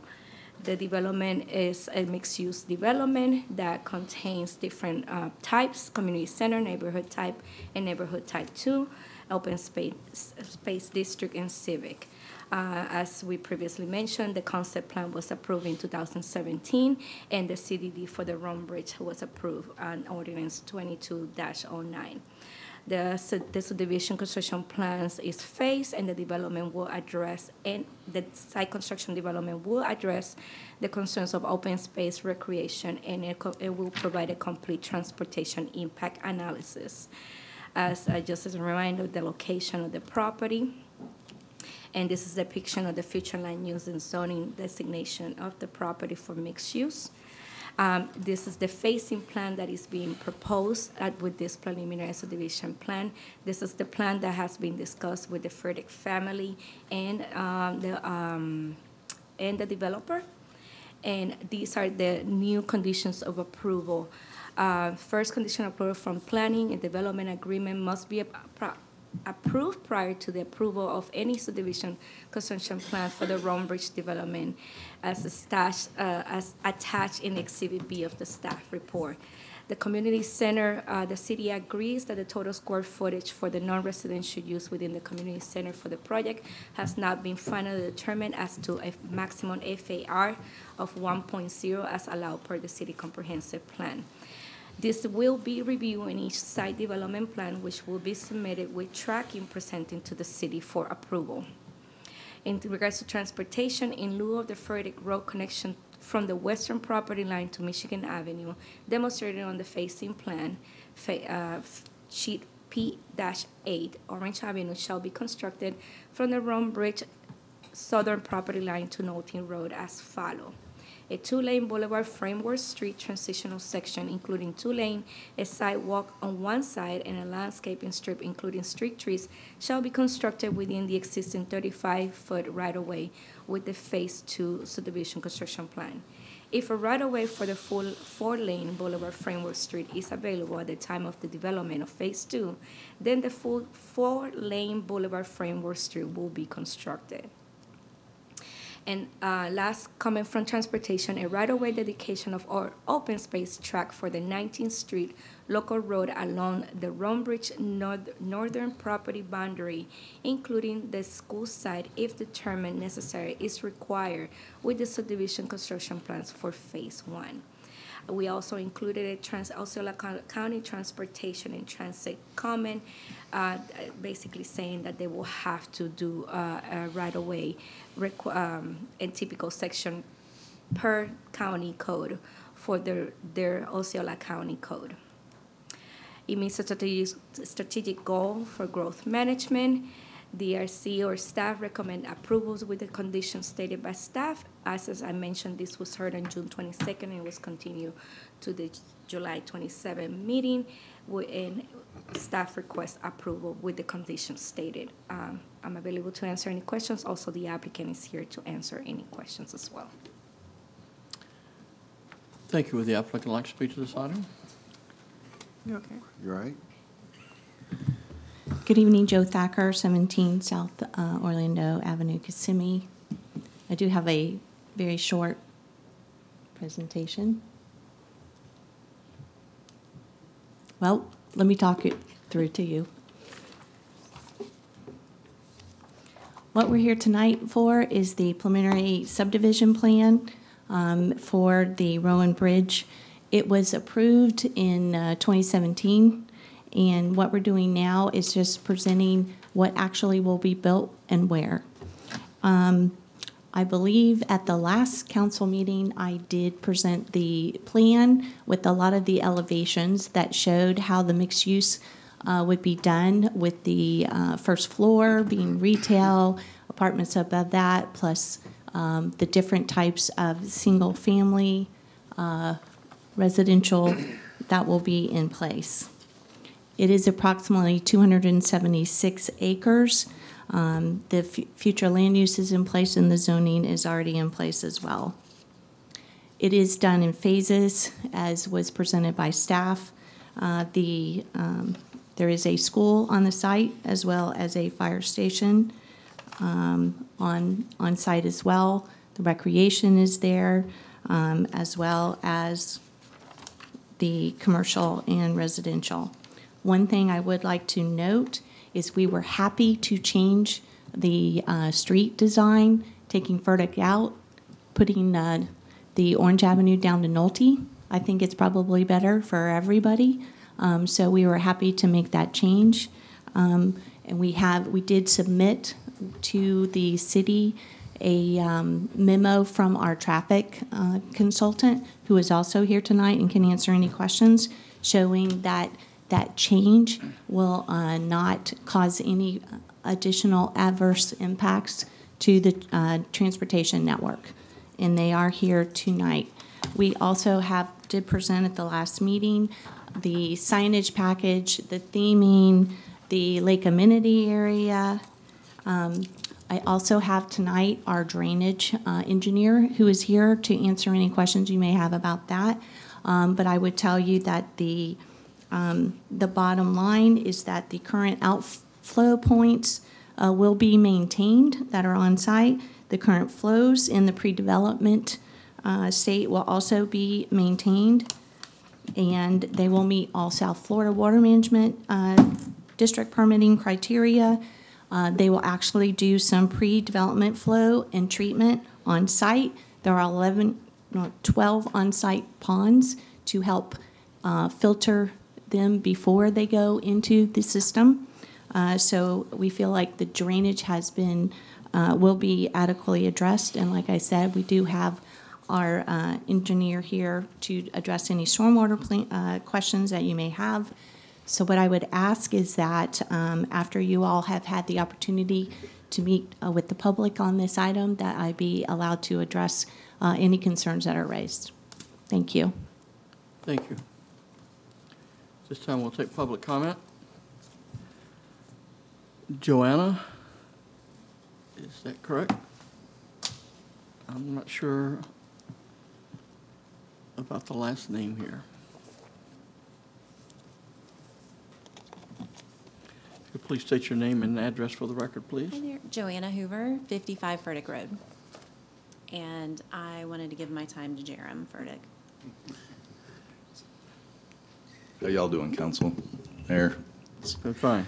So there's 3 or 4 family members on there to add to the clock, but if we don't have to go through that in formality, I won't take up much of your time. I just wanted to clarify a couple of things on there. Appreciate y'all working with us and, setting it aside, listening to your constituents is nice, because at least we can work it out. Staff worked with us great. We, didn't want a road period on any of our property, but it is part of growth, I guess, in the area. So it's the lesser of the evil for us, so we appreciate the help, and the staff was amazing. Thanks for setting it up. Thanks for council reaching out, being there for us if we have any questions, or, you know, representing us. So, but from the water side, I would like to at least reiterate that the water does need to flow east to west, along with south on the existing canals and ditches in there, no matter what South Water Management says. And for the future, I think there should be a board that y'all might want to think about for drainage across St. Cloud. Who cares what the state's telling you is okay on your developments? How about let's look at sheet flow across your city, you know, long term with developments. But I appreciate the time and all the things that we discussed as staff and us, and with the property owner next to us, just making sure it didn't really state. Can I go back and see the plan before we go? Because it showed, and you can't see it back there very good on the new proposed plan.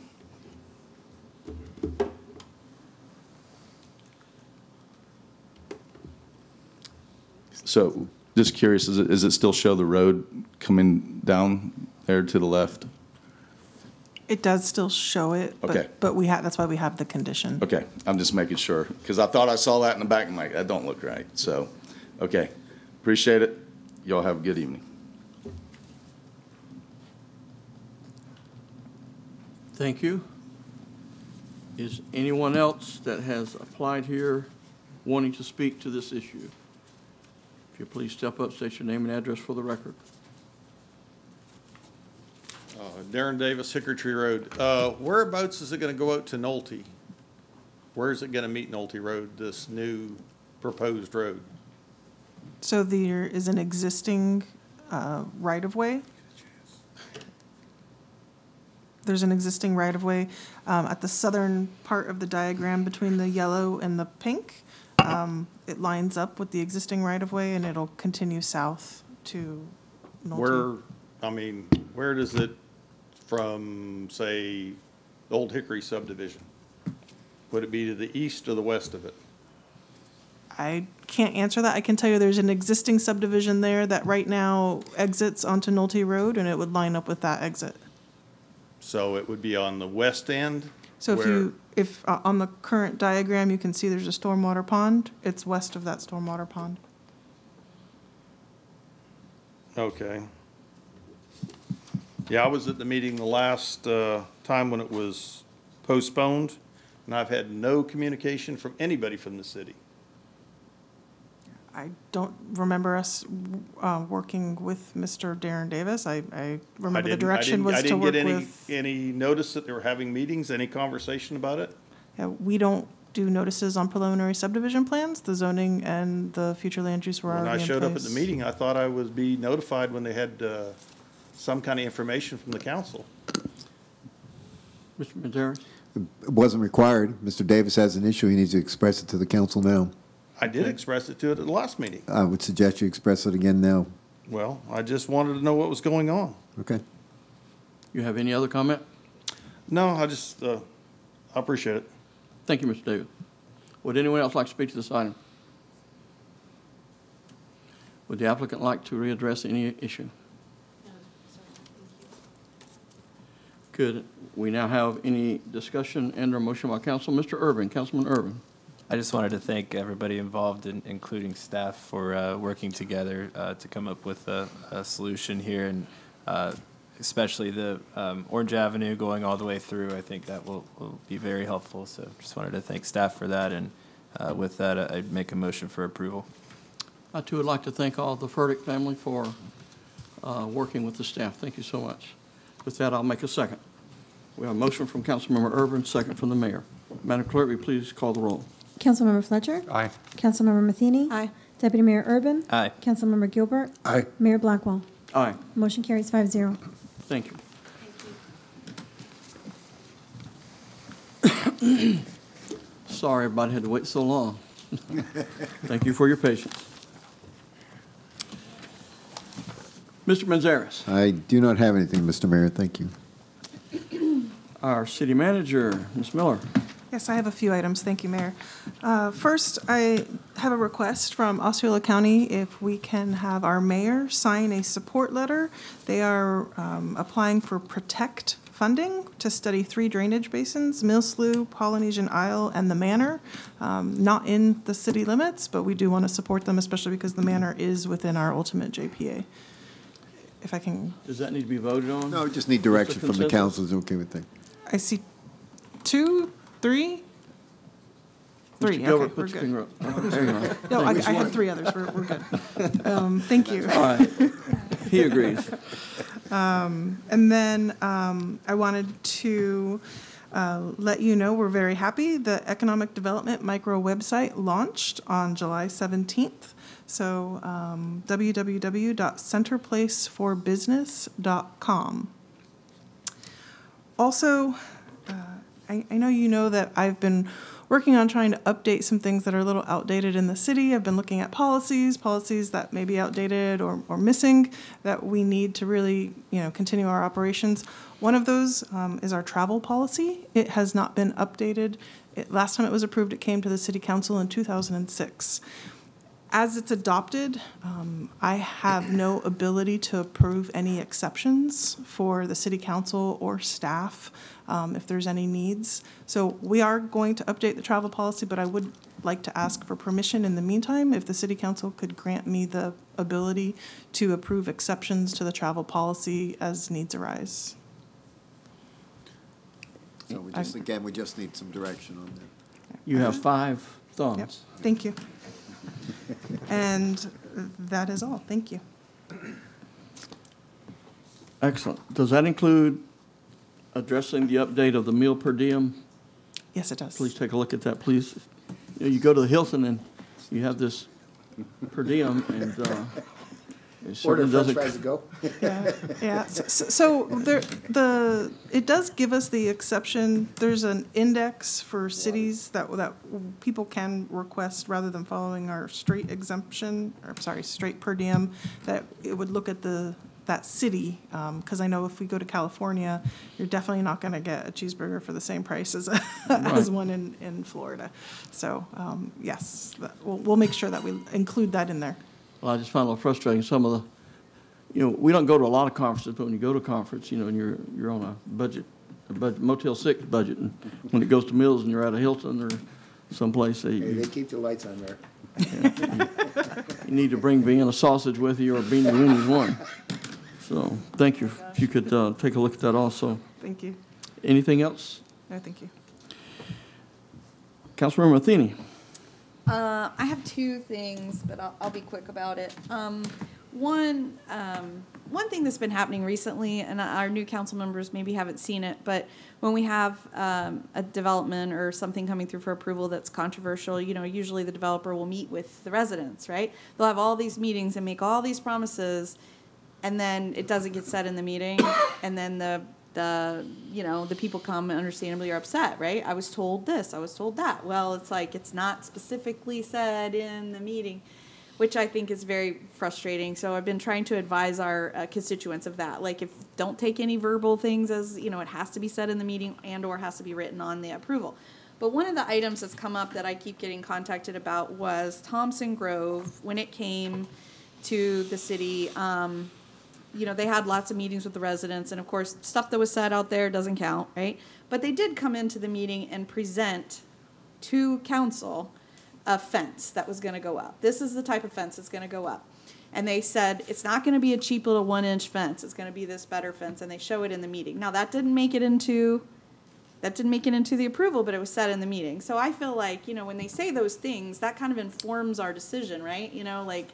And that's, it just, it's frustrating. So what got built was not the nice fence that was shown in the meeting, but it was, what I would have in my backyard that I could afford, not like on this subdivision. So I know that staff has been working hard with D.R. Horton, trying to get them to address it. And I think that what's going to come back to us is potentially like the new guy says, well, I didn't know. And so I get tired of that. Like, we always get stuck with substandard things because somebody just moves ahead or claims they don't know. But, so they're gonna come with a landscaping plan for the outside of the fence, but I told staff that it's gonna have to be a whiz-bang subdivision plan, planting plan for me, because it's like, yeah, D.R. Horton's responsive, but in a few months, it'll go to an HOA that's not gonna care. And then all these people that participated in the meetings. And I gave you what got passed out to you by Claudia is an example. This is what was presented in the meeting. Like, we're gonna build this fence, and they did not build this fence. So I just wanted to give that background to the rest of you, like when it comes up. I mean, and maybe we can all tell staff, like, because when I told staff, like, I'm gonna be really tough on whatever this landscaping plan is, and they were like, great, that helps us. So, and D.R. Horton, of course, is done, but they're doing a lot of work here in the city. So I just want to make sure people know, like, we're expecting quality. And if you come in here and present something, I'm going to hold you to it. That's my feeling about it. But I just wanted to provide that to the rest of you. Did a light get hit? Yes, ma'am. I'd just like to echo the whole thing about fencing. I get real frustrated with all these cheap white PVC fences that turn green within a few months and then aren't maintained because it's such a low quality thing. I think we certainly ought to. I mean, I'm of the inclination, put in what you told us you were going to put in. Oh, absolutely, especially, and they did, and I agree, they did make a lot of promises. Yeah, and about the fencing and the landscaping. Staff feels like the landscaping is better. I said, I don't know, because 5 years from now, that fence is going to be half fallen over, and so that's my soapbox on this. But I'll hear what the city manager has to say, and I have one more item, so don't leave me. Thank you. I just don't know that the landscape plan was going to come back to city council unless you want to ask us to bring it to council. Yes. Was it going to come to city council? It was not. So I would like it, please. Okay. Councilmember Urban wants to say something. One question real quick before you go to your second point. On the fencing, that's a big pet peeve of mine too, because you see a lot of this cheap fencing and hurricane comes through and knocks it down anyways. Is that something we could put in our code to enhance the fencing for future developments, or is that not possible? I'll support it. Well, we certainly can look at that from a structural, of course, the structural piece has to meet the building code for the fence, but we can certainly look at some further restrictions on that. Okay. Would there be a consensus that they look into that? Absolutely. I just understand in life, you say it and forget it, you write it and regret it. So I'd like to see things in writing so we can have them to make sure. Would you say that again? I like that. You say it, you forget it, you write it, You regret it. You regret So it. what we don't want them to talk to us, how many things we have going on here, we want them to write it down. That ought to be part of a sermon somewhere. Yeah. I'll be there Sunday. Well, I think. But I mean, if we write it down, then they have to do that. We try to, but you know how it's like there's so many conversations Right. that are going, and Right. then it's like maybe something doesn't get. And I talked to the city manager, which I haven't had a chance to talk to the attorney about.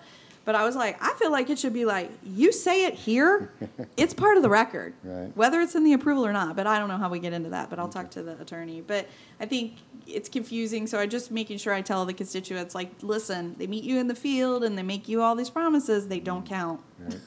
They have to be in the approval. So, anyways, my second item is just kind of something to think about is I've always been disappointed in the building at the lakefront marina, and that way you can't really enjoy the water. I feel like when you go there, if you're on the first floor, Krabby Bill's, you've got sidewalks and rails and boats and whatever. You can't even see the lake, right? And then you go up to the second floor, and then you have this event space that I told the city, I was like, I've never been invited to an event there in my life except for city events. I mean, I don't know if anybody else has, but I said, how much is this being rented? Like, how good of a space is it? So they're pulling those numbers together for me. I don't have all of it quite yet. But I had asked previous city manager back in the day, can that building go up a floor? Because I said, I really feel like it's a missed opportunity to, like, engage with the water. Wouldn't you love a rooftop bar or restaurant that you could go look at the lake, get the breeze at the sunset and everything? So I was told initially, no, the building can't go up. And so I thought, let me ask the new city manager and see if there's, let me just ask the question again. And so now the answer came back, yeah, it could go up a floor. So we're going to work on some language and bring it up at the budget workshop, but just start thinking about that if that's something, I just always feel like it was so close to being a great building. And also elevator breaks every time we have an event, and I always feel bad because we have a lot of elderly people going to the events, and the elevator doesn't work, and there's just a lot of missed opportunities there. So I know we have the Lakefront Master Plan that got adopted before most of you were on council, and I don't know if everybody's seen it, but I was going to ask the city manager if she could send the link to everybody again so everybody could see like what's envisioned down there. But we'll talk about it a little more in the budget, but just to kind of get you to start thinking about it, if there was a way to capitalize on that space a little better. So that's it for me. I did print like every master plan when they were elected, and I gave them all to them. Oh, okay. I'm still reading. Maybe just send the link. Maybe just send the link. That's all we need. So that's it for me. That's only 4 years of plan, man. You haven't got that done yet? Councilman Urban. Okay. Well, I touched on it a little bit during the OUC presentation, but I had the opportunity to attend the FMEA conference in St. Petersburg last week with the great people at OUC and as St. Cloud's Florida Municipal Power Agency representative.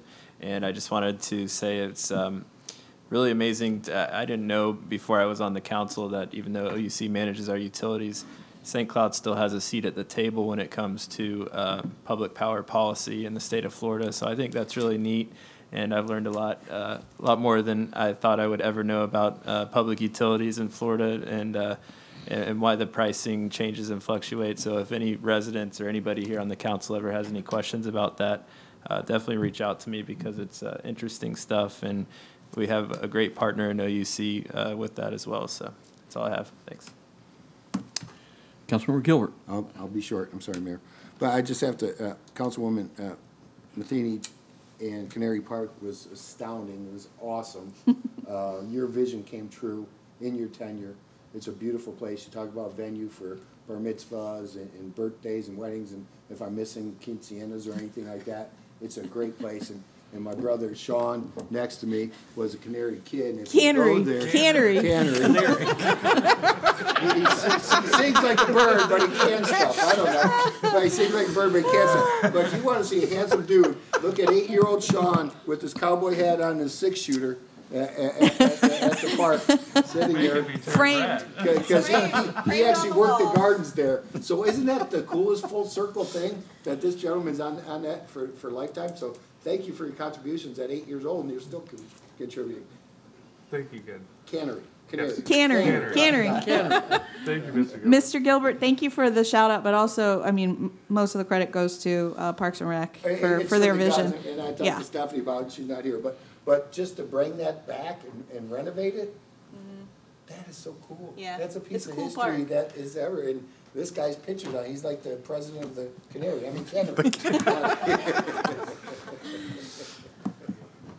Are you through, Tweety? Tweety's done. Mr. Fletcher.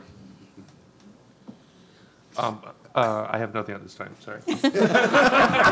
He's stunned. He's stunned into silence.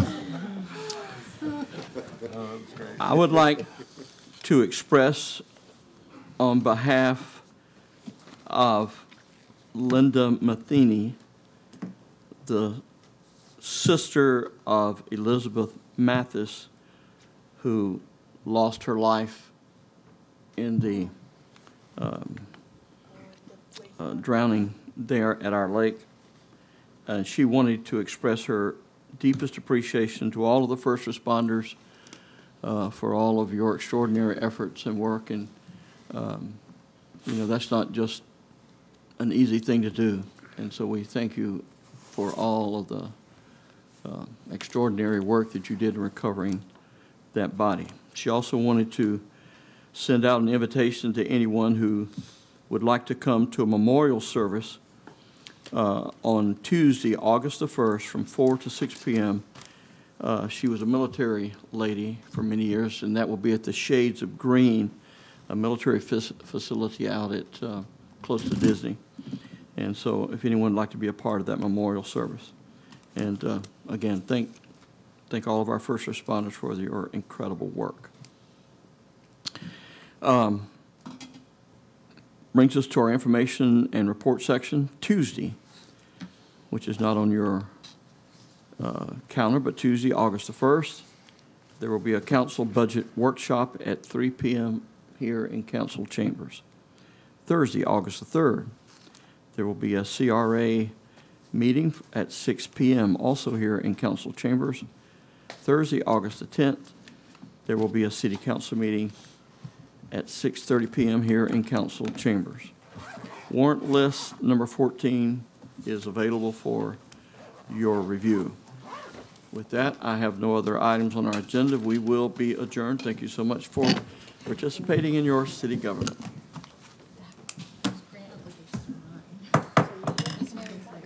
It's okay. Well, I.